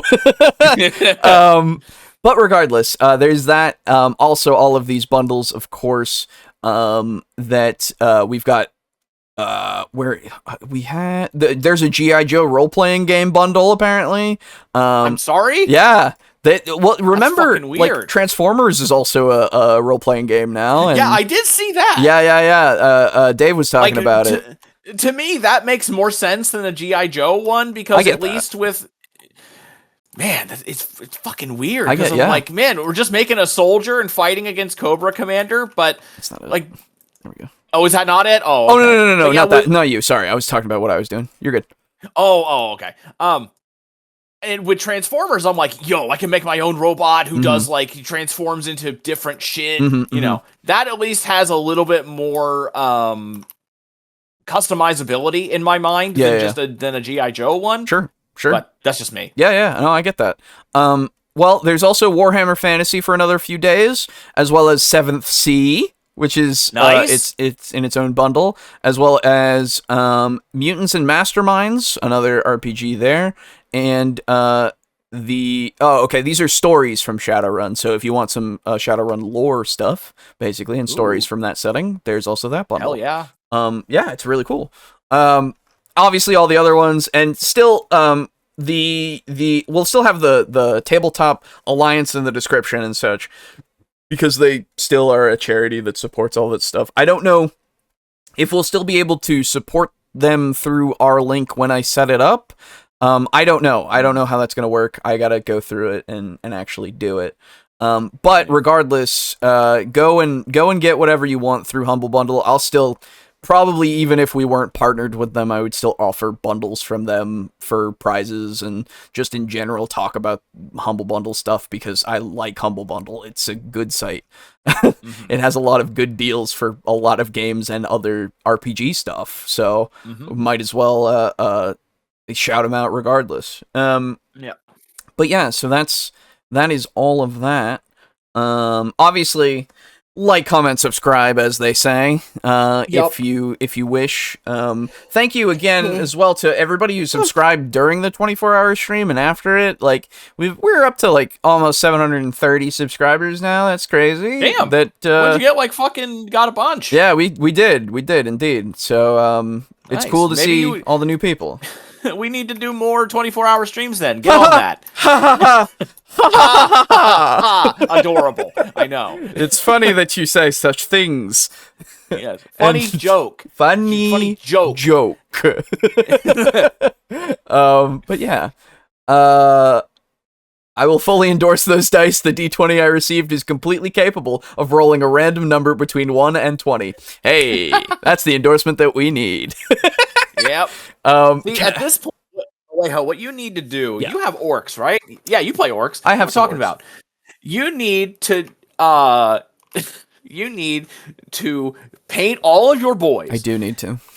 And then run the clan or whatever that gives you the most amount of hits and shots and stuff, and then just use nothing but table talk, discussion, and discourse dice. I do have so many of those, yeah. That You have enough I do D6 now. to do that. And then I can give them, when I give them away, I'll say, hey, they've been used as well. Yeah, they are used. But yeah. We haven't tried biting them, though, so we can't recommend doing that. It's possible you'll break a tooth if you do. True. Don't bite your don't do dice, that. please. You could break the dice, Unless even. they've been bad. Well. Or unless they've been good. Anyway. Great show, guys. Thank you. Thank you again to all of you for hanging out and joining and watching the VOD in the future when you do. And again, to the audio-only listeners, if you're at this point, I apologize that this is taking so long to get out because I'm still working on the 200 stuff. So, Yes. it's all happening. I am one man.